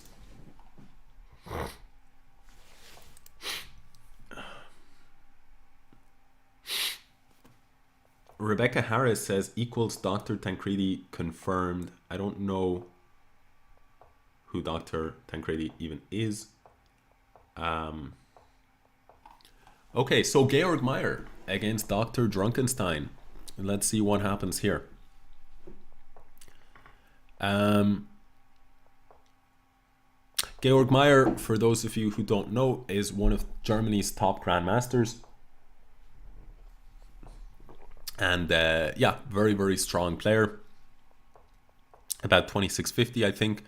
Although the last time I said that, turned out to be wrong, and I was accused. I was told, do I even Google? So I don't know. I'm gonna say approximately 2650, give or take. It's probably like 2670 actually. I'm not so sure. But anyway, so here, what do we have? We've got 5 against 5. Minor pieces are equal, but I like the knights here because that knight on c4 is a beast. Then again, the bishop on f4 is a strong piece. But man, these knights on c4 and c5, then again, knight on d4, something like this. The white king feels a little bit more exposed than the black king, though. Queen d5, for example, queen f3, I guess, is a possibility. King, I don't like the king here. I feel like it's going to be very easy for Georg Meyer to go wrong here. There's going to be some kind of tactical possibilities. But actually, in the end, it's black who loses a pawn and, you know, was not so far away from being mated. Then again, king on a5 is perfectly safe. This is a bit of a ridiculous game right now at the moment. I'm not sure what to make of it. I'm just not sure who's doing well, but queen h3 is just checkmate. So queen h6 was checkmate. He misses it. Although he could have played king g6 initially and then it wouldn't have been checkmate. Knight g5, I think, was strong there, followed by knight f7. And here in the end, well, there's very, very little time on the clock. And careful about b6. 4 seconds against... Oh, queen is hanging. Game over. I think that DrDrunkenstein will be able to win this because time is roughly equal and he's the one with the queen. So unless there are any stalemating tricks, I think it's going to be game over. Yep. But extremely close. 0.2 seconds left for Magnus. Okay, does anybody want does anybody want me to watch, to commentate on games other than Magnus games? Please voice your grievances in the chat. So here he's facing Oprea, and he has, I think 10-0 is adoption. I think that's the general standard. So I don't know what 15-0, which is the current score. I don't know if 10-0 is adoption. I don't even want to begin to imagine the relationship between DrDrunkenstein and Oprea at 15-0. I don't want to even imagine. So yeah, so he's going for 16-0, and once again, he has this type of position that Magnus is really, really good at, which is the situation where he's got his opponent has an IQP, and always it's a bad IQP, or almost always. And here, well, it's not a terrible IQP, but for now, this bishop, until this pawn advances, the bishop is not very active. After b4, I'm expecting knight e4. Knight e4 played, but the problem is exactly that's why he was going into the tank, because he saw that after knight e6 he was going to be losing an exchange, and I guess he was trying to figure out if there was anything that could be done. The bishop falls, and that is that's 16-0.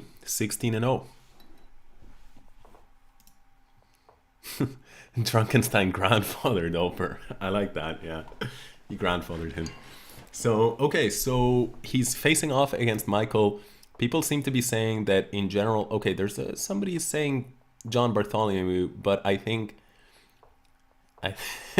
somebody suggested King's Crusher, but then one of the channel mods actually said that if we go to King's Crusher, he will unmod himself. So, well, I guess I gotta keep my mods, you know. It's actually quite funny. Quite funny. In fairness, with Magnus Carlsen playing a tournament, no disrespect to King's Crusher, but with Magnus Carlsen playing in a tournament, I think that to watch King's Crusher's games would be a bridge too far. So, okay, what's happening here? This position, once again, Michael, who has been 3-0 so far, seems to be struggling once again. The black king is extremely unsafe. White is up a pawn, better pawn structure. The position is just, it's hard to, he's almost in Zugzwang. It's really hard to find a move here for white, and actually this check just collects this rook on e7, so game over. Yeah. A couple of people are saying Finns. A lot of people are saying Finns, so I'll throw Finns on now in a second. Finns is John Bartholomew. Finn's is John Bartholomew. For those of you who have been living under a chess rock for some time and aren't familiar with who John Bartholomew is, he has one of the more popular and better YouTube channels. So I don't know actually. I used to basically be a YouTuber myself, so I used to be kind of in the loop in terms of what you know, who were the more active YouTubers, etc. I'm not so sure any longer.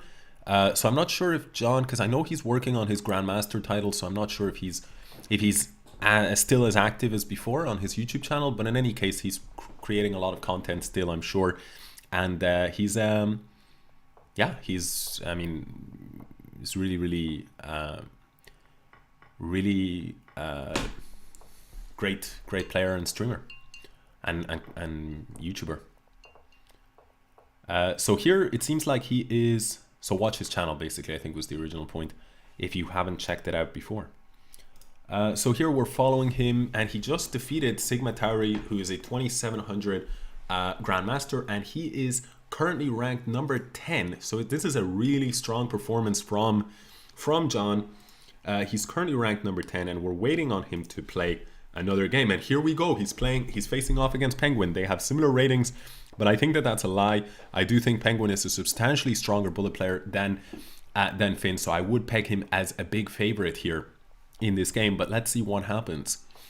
Finn's certainly capable of beating pretty much anybody at bullet. Very strong player. I've played against him a lot back in the day on ICC, and yeah, he's very sharp. He's a player who has a kind of a positional style.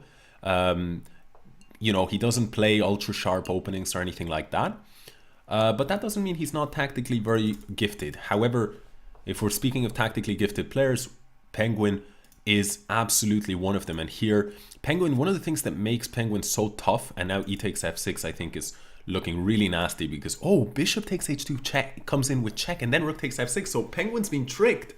This is, wow, that is a really nice little tactic. Penguin is, however, unfortunately for John, this knight is now falling. Penguin is one of the trickiest players to kill off, right? And what I mean by that is, you know, he really will set a million tricks, and he'll put you under a lot of pressure on the clock before you know, before you can win a one game against him, right? He posts a lot of resistance, so the battle is far from over here, even though right now John is just up a clean piece. So the question is, will he be able to convert in 15 seconds against 22? And keep in mind that Penguin GIM may actually be the fastest player on the internet. You know, literally, he may well be the fastest, but John's got speed as well. And here rook g2 check does pick up the pawn, and he can't take on h4 because, whoa, the rook on d8 was hanging, and that would have been it. But now with 7 seconds on the clock, it's close. I'm rooting for John, I gotta say. I'm bishop e5. That's really nice point. And then a1 queen. It's just game over here. But will he be able to do it? He's got 2 seconds on the clock. Beautiful move, rook d6. Look, I'm telling you, he is tricky till the end. What a clever move by Penguin. Rook d6, and if you play bishop takes d6, of course here, bishop f6, you know, king h7, pretty much any move will win except bishop takes d6, but you've got 1.7 seconds on the clock, and you see that the rook, you see a check, you think it's just a desperate check, you take it, and so all of a sudden you can bet it was no accident, it was no lock boxing. That was Penguin's resilience and resourcefulness, and a deserved draw. You know, what can we say?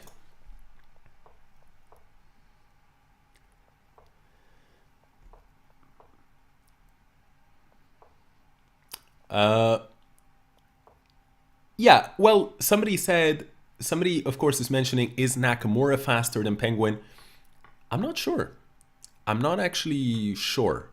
It could be the case that he's faster, but in my experience, you see, the thing is, I've played a lot against Penguin, and I've played a little bit against Naka.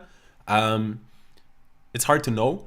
I mean, my impression is that Nakamura is the best bullet player of the two. I mean, I think traditionally he would have been the best in the world, although now it's kind of close, because Magnus is a really, really strong bullet player. So it's hard to know. I mean, is Magnus a better bullet player than Nakamura? I do think that Nakamura and Magnus are better bullet players than Penguin, but I mean, if you had asked me a year ago, I would have said, yeah, I mean, like, Jesus, not even close, you know?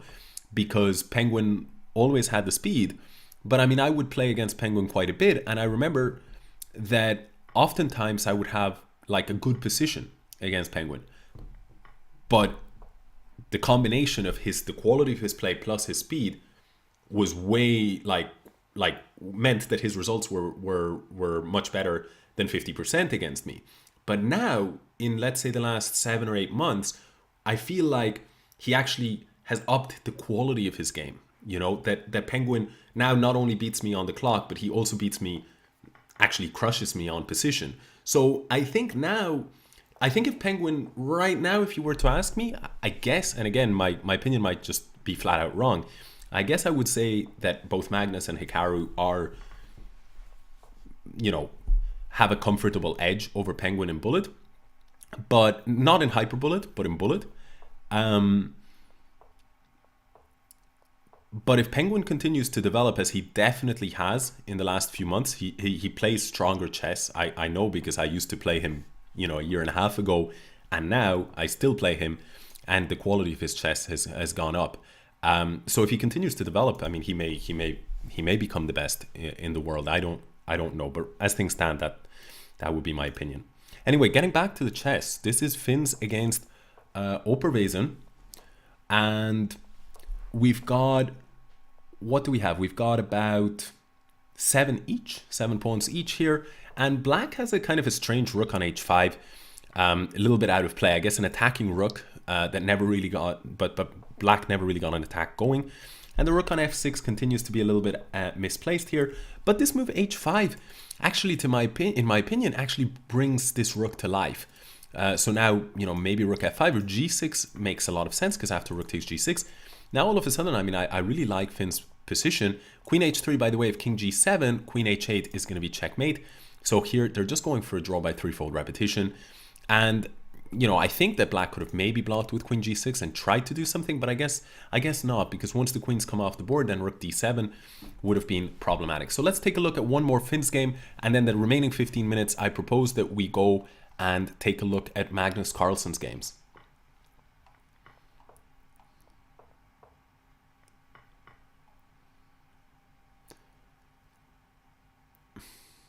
So Magnus always beats Naka even in bullet. Yeah, that may be the case. Magnus defeated Tan convincingly in 45 seconds, so that's pretty much that. Well, yeah, I mean, if that's the case, then I can't argue with any of that. Hamadan suggests that the difference between why Penguin now beats me in position as well as on the clock, you know, is because I'm just getting worse, which might be true. I'm getting old. I'm not quite as old as Hamadan, but I am getting old.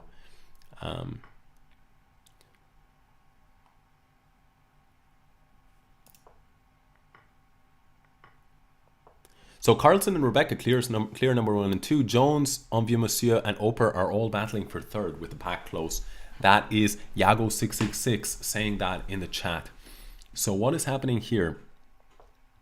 Knight d8 just to prevent the pawn. And this is the last game of Finns that we'll take a look at. Queen e8 is the threat, but I'm not sure if it was a huge threat. I guess bishop c5. And here, bishop g4, threat is rook takes d7. So that is guarded against. And this position looks like, okay, the pawn on c6 is now falling, but it isn't captured. The bishop pair is really, really strong in this position, and I don't love the situation that Finns is in here. But then again, it is only one pawn. It's the pawn and the bishop pair. Anything can happen. It is bullet, but it's oh wow. So he's actually plays king d4, an unexpected move by his opponent, and now he actually has a winning position. But will he be able to win it? 1.8 seconds on the clock. Will he be able to do it? Finns is fast, but so is Hawk20. Who gets there first? Oh, painful loss for Finns, who must have just had sort of the pieces were a little bit sticky or something, that he actually had a lead on the time, and then couldn't make a move in about 0.7 seconds. So that was a little bit sick. Let's view the tournament here. And DrDrunkenstein, 179 points. So Magnus Carlsen has absolutely clinched the event. And here we have Georg Meyer and Oprea. And well, let's see. What should we do here? Should we take a look at DrDrunkenstein against Rebecca Harris? This is the battle of boards 1 and 2. So let's check this out. And here, Drunkenstein, Magnus is the one with an IQP. But once again, true to that comment, Magnus has very good, or at least a perfectly acceptable IQP position here. All the minor pieces are on the board. So there are going to be some possibilities for an attack. And here, Rook takes c7. The point is if bishop takes e4, this bishop is hanging. And I'm expecting to move bishop c3 at some point soon. Maybe queen takes b2 was a possibility. Bishop d8. And now asking the question of Magnus, these two minor pieces are under fiber. Rook takes f7, giving that up, and now luring. So he's given up the piece, but on the other hand, he's actually brought the king out to g6. So this is very dangerous. h4 is a possibility at some point or another. Rook e7. This bishop on c3 is a monster, and for now the extra piece is out of the game. Queen c7 is a possibility. f4 makes sense, and I think actually h takes g4 I really personally like, but he goes in a different direction. He plays queen h4, and the point is queen g5 is a threat. I think h takes g4 is just crushing here, because h takes g4, the point isn't that you're hungry to grab a pawn, but the point is that f5 was actually going to be coming in. But he's gone in a different direction. He's played rook e5. He really wants to play queen g5, and that's basically a mating threat. Queen g5, king h7, queen h5, and queen g5, king here, rook e7, king here, bishop takes g7. That's a mating threat. So he's dealing with that, but it's game over because king f6, and you're not going to survive. The rook just moves anywhere, and it's basically going to be checkmate. So very, very nice sacrifice there. I'm not sure if it was entirely sound, but he basically posed Rebecca Harris more problems than Rebecca Harris was able to deal with. So let's take a look at one of Verdonati's games here against Rebecca Harris. Verdonati Gawain is a King's Indian player, so no surprise to see a type of King's Indian structure, something similar to that, arising here. Now, traditionally, there is a problem which that knight can land on e6, and that's exactly what Rebecca Harris is trying to do. Usually it's not terrible, though. You can challenge it, or you can even challenge it with a bishop, but there's a problem here, very tactically astute there by Rebecca Harris, who returns with the knight, and the knight on f8 was actually robbing the rook of any squares. Here I'm expecting bishop c8 sooner or later. Knight takes g5, so Verdonati in a aggressive mood here, and just sacrifices a piece, and that on top of already being down in exchange. So that's actually a clean rook, but he's got a whole mountain of pawns with him here, and actually from a practical point of view it's a great decision, because here this position is not easy, but knight takes e5 is a brilliant tactical resource, and that's lights out. Rook b1 I actually suspect was in preparation of this tactical resource, so that the bishop wouldn't be hanging in the variation takes, and bishop takes b2. If that's the case, that's absolutely sick, right? I mean, that's sick tactics. But I played against Rebecca Harris, and he's a strong GM when it comes to tactics. So, I mean, if that's the case, that was, really especially sick. Let's take a look at who is Chess Network facing off against. He's facing off against Dr. Bassem Amin, Egypt's #1 to my knowledge. And here he's actually doing extremely well. He's just completely crushing Dr. Bassem Amin. And that's it. Resignation from Bassem. Rook h4, rook g4 ideas. I mean, the king is just completely bare here. There's no pawn cover, and it's an exchange down as well. Let's take a look at this one game here. One more game. We've got 8 minutes left on the tournament, and he's facing against Kiket F, who's, he's hardcore. He is absolutely not afraid to berserk Chess Network. This is what we like to see. We like to see an attempt to humiliate the opponent whenever possible. And of course, just kidding. I do have to admit I berserk myself quite a lot in these tournaments, and I hope nobody takes it the wrong way. It's just kind of a fun feature that Lichess has, and it's just a bit of an adrenaline rush to berserk. I guess maybe the occasional people might do it in a disrespectful sense, but I suspect most people just do it for the fun of it, for the challenge. Can you actually score a scalp here against a strong player like Chess Network? But I think Chess Network, he's a very fast player who plays serious chess and bullet, So I'm not seeing this this strategy going to be successful from Kiketef. And well, to be fair, Kiket has actually held his own so far, and this position is just equal here. But he's running out of time. He's made up a little bit of the time, but it's not enough. And now the position is actually really unpleasant. Rook g8 at some point, or rook g4 is going to create mating threats that white has to deal with. I would have kept the rook on the boards, the two rooks on the board, just to create more threats. But I guess that this is going to be good enough. That's 2 pawns and 10 seconds on the clock. And Jerry, I don't think Jerry would lose this against, you know, against Magnus or Penguin, right? So I suspect this will be easy conversion.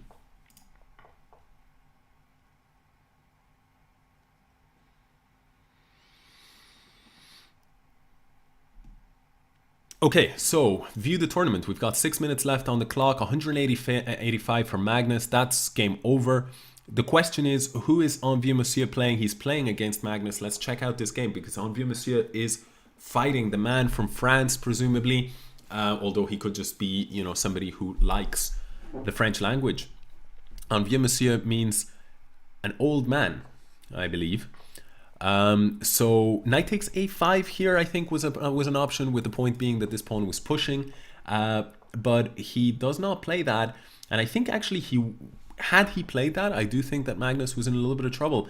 But as things stand, the bishop will almost always outperform the knight in situations where there are pawns on both sides of the board, simply by virtue of the fact that the bishop is a long-range piece.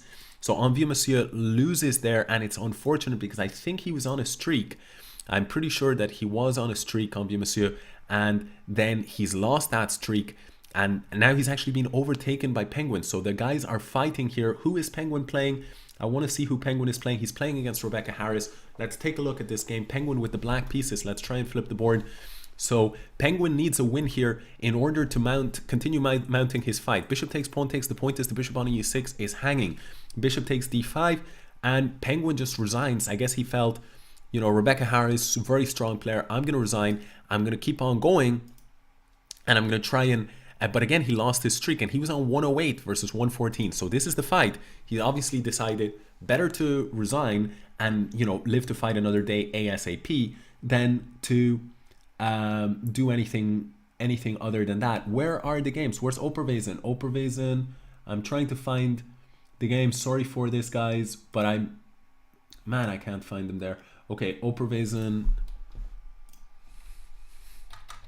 Sorry, what am I doing? I'm sorry about this. Oprea, can I follow that? And then I can actually see it. Okay, so Oprea, I presume he needs to keep on winning. He is currently ranked number 3, but Penguin is chasing him.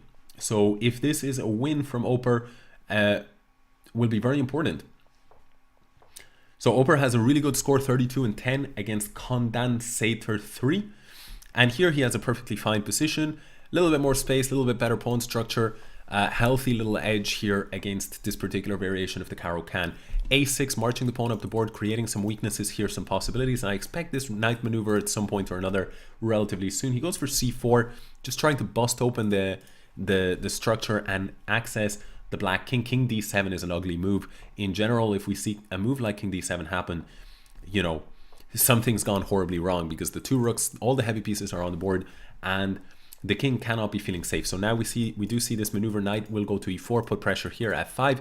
Knight has a beautiful outpost on c5. Maybe some kind of e5 move is a possibility. I guess just queen takes e5, though it doesn't work. I'm not sure. Rook e5, perhaps something like that, just because the pawn on d4 is under fire and maybe doubling up. g4 actually also makes sense. F takes g4, not a possibility because the queen is hanging. Now f takes g4 is a possibility, I think. So now rook takes e6 here sooner or later, and the point is the queen, this is actually hanging. So he goes in this direction. That's going to be you know, game over as well. Queen f7 here, and if king d6 c5 is just game over. So Oprea does actually win that game, and with that he's on 122 points against Penguin's 111. So I think that is that as far as that game goes. As far as third place goes, the question is now, can Penguin hang on to fourth place? Because I believe that there are 5 prizes, if I'm not mistaken. So Penguin is actually berserking here, and he's berserked Munir Manja, who's an incredibly tough opponent. and incredibly fast as well, but it seems to be paying off as a strategy. Rook takes g8, not an option, because queen f6 is going to be checkmate, and queen e5 is going to be checkmate regardless. So 19 seconds, that's Penguin's speed and Penguin's skill. He gets a winning position, and he's got more than enough time on the clock. 19 seconds, he spent 11 seconds after 29 moves, so that's pretty sick in a complex position like this. So let's view the tournament. Where are we at? Penguin is now on 114, but with an 8-point differential between him and Oprea, it's hard to believe. I'm guessing though that he is continuing to go for berserking. So let me see there. Yeah, he is berserking. So maybe it's possible if Oprea continues to lose, it could be the case that Oprea if Oprea loses and he continues to berserk and win, it is not immediately ruled. I can't speak. You know, it's not ruled out. That's all I want to say. But here, it's not looking so good against Azaro 25. I mean, he has a perfectly acceptable position. He's a little bit better, actually. I think Penguin is. But with 10 seconds on the clock, it's a slow burner of a game. It's going to take a while, and there are no guarantees that he will win this. I think, actually, he's maybe even worse here now. Yeah, and this is just game over. And I think with that, probably certainly his chances of third place and 55 seconds on the clock, it's absolutely lights out. Had he won that game, it was actually only 3 points in it, so there would have still been an outside shot. He's got a 7-point edge over Envieux Monsieur, and the question, I guess, also, will Envieux Monsieur hang on to 5th place against Georg Meyer and Verdenotti, who are in pursuit? Let's see Georg Meyer, one of the guys in pursuit. He's up against DrDrunkenstein, aka Magnus Carlsen, and here we've got 6 pawns versus 6, but actually Georg is in great shape. He just picked up a pawn, and he picked up an important one that leaves white with a dismantled structure. On the other hand, though, the question is, after a5, is this actually king b3? That's very smart, because if king takes, you couldn't go king b6 because the pawn would rush. So this is actually, Magnus quickly figured out what was the fastest way towards scooping up the pawns. Having said that, though, it's not enough, and this is actually a win. This is a very straightforward win for Georg Meyer with plenty of time on the clock. Crucial win. That's a clutch win, because Georg Meyer is looking to conserve. Wait a second, what am I what am I talking about? Georg Meyer ends up in 8th place, so not quite what I thought it was. I guess everything was just very close, and I suspect that game didn't get counted. Would it have been a clutch win? Georg Meyer would have only been 2 points, so it wouldn't have been a clutch win even at that to get him into the top 5. So in the end, tournament is over. DrDrunkenstein completes the hat trick. That's 3 wins out of 3 for Magnus Carlsen. Just completely insane. What can you say? He wins the first prize, the hefty first prize of $1,500, $1,500 for first, $350 for second goes to Grandmaster Rebecca Harris. The only non-Grandmaster in the top 5 is Lichess regular and one of the very best bullet players on the site, I am Oprea. He comes in 3rd place for $175. Penguin GIM won, one of the very, very best on the website, if not the best of the regulars. I think he's the best of the regulars. I think that is fair enough to say. He comes in recent Grandmaster, Andrew Tang. He comes in 4th place with 114 points. And I think he may not have actually started the event right on time. I think he may have had school. So once again, it remains to be seen how far, if that is the case, then how far would he have gotten, how well would he have done had he arrived on time. But I'm just speculating. I'm not 100% that that's the case. In 5th place, rounding off the prize winners and receiving $75 is presumably the French Grandmaster. There was some speculation that it's Maxime Vachier-Lagrave. Personally, I have no idea who it is. Having played before against Vachier-Lagrave a bunch on ICC, I think that Vachier-Lagrave is a stronger player than this current rating, but then again, he had a bad tournament. He lost a bunch of rating points, so I guess there are question marks over who this player is. In any case, he comes in 5th place with 107 points, receives the last prize of $75 and narrowly edges out Grandmaster Verdinotti, Gawain Jones from the UK.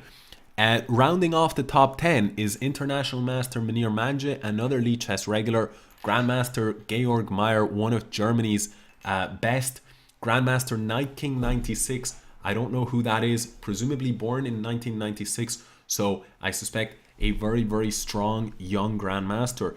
And finally, in 10th place, the man who, as far as I saw it anyway, gave Magnus Carlsen the toughest games of the tournament and inflicted at least one defeat on Magnus, and that is Grandmaster Macrophago, who I know to be a Grandmaster from Spain. He rounds off the top 10 with exactly 100 points. But what a performance by Magnus, that the 10th place finish in a tournament that had 217 players. The 10th place finish has 100 points, and almost double that is the total points tally of Magnus with 199 points. Couldn't quite break 200, but I'm sure he's not too concerned about that. So more than 60 point gap between first and second place, and a deserved third win for Magnus.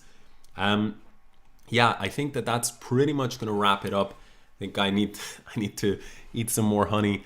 My voice is more or less shot by now, but another fun event. So I hope you guys, I'm just going to check in with the chat now, but I hope that you guys really enjoyed the event. I hope you enjoyed the commentary as well. For those of you who tuned in, I appreciate it. A bunch of you also gave me cheered me on with some bits. Notably, I think, as far as I can tell, it's Arex cheered on with a lot of bits, so I really appreciate that, Arex. And then Exaways and Korobeniki, and I'm not sure if I'm missing anybody else. I know also that there were a few subscriptions, so that's very much appreciated, guys. That is very cool. Yeah, so some people are saying, Opera is a total beast. I agree. What can you say? Magnus is a fairly good player. I agree with that. Arex says, this has been a blast. Thank you. I'm glad that you enjoyed it, Arex. Couple of people saying that they appreciated the commentary. I'm glad. I hope that most of you, if not all of you, enjoyed the commentary. Program Fox says, thanks for the stream. It was great. Appreciate it, Program Fox. So what else is going on? Somebody is saying that Fiona supposedly asked Maxime Vachier-Lagrave whether it was him, and he said that it wasn't. So take that for what it's worth, secondhand information. Because I mean, I didn't see the stream myself, but I presume that it is true. What else? Yeah, the field was stronger this tournament. Chessbay94 says, Astaneh, such a great job. Appreciate that. Somebody's commenting on the honey. So thank you. A couple more people. Asios, Wasman, Micro commenting on this stream. So appreciate that. Sinosure as well. And Baku's. So thank you to everybody. If I'm missing anybody, then yeah, listen, I'm sorry. I just don't want to be, I guess, here 20 minutes just being 100% about it, because I'm assuming I'll bore you all to death if I do. But if I miss anyone, sorry. Appreciate all of that. Kerry Provided says, Astaneh, can we see you commenting any bigger event? I don't know. If somebody wants to reach out to me, some the upcoming world championship match, feel free, any FIDE people here, any of the St. Louis guys here, feel free to reach out, but I suspect not. In general, I am taking a back seat on the commentary, focusing on a bunch of different things, but I've really enjoyed streaming here today. And of course, I mean, what a tournament, what a 6-6 strong event. So it makes it especially exciting. And yeah, I'll definitely be streaming more on my channel this year. Not sure like how much more, but you know, at least it would be nice to stream once every month or two and not let, you know, 6 months go by without a stream. Messy Answer, what's up? Good to see you in the chat.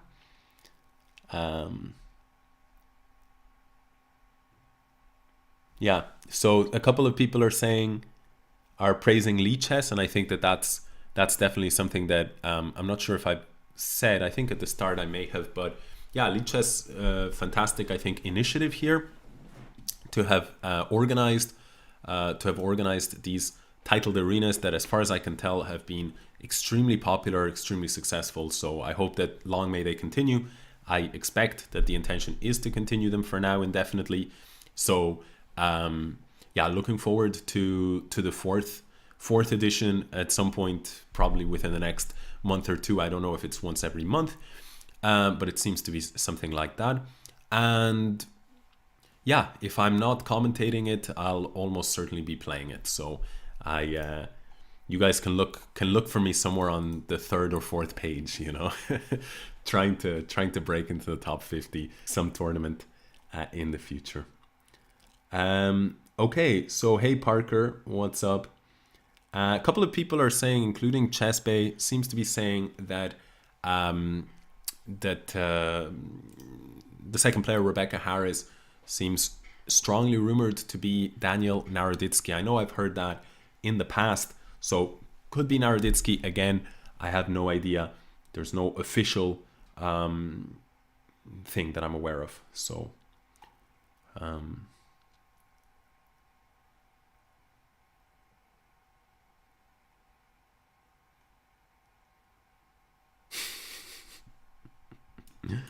stand of the 4th pager.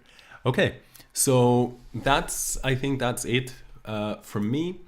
I don't think that there's any. I noticed, for instance, DrDrunkenstein is not, you know, he hasn't continued playing or anything like that. I don't see any of the big names continuing to play.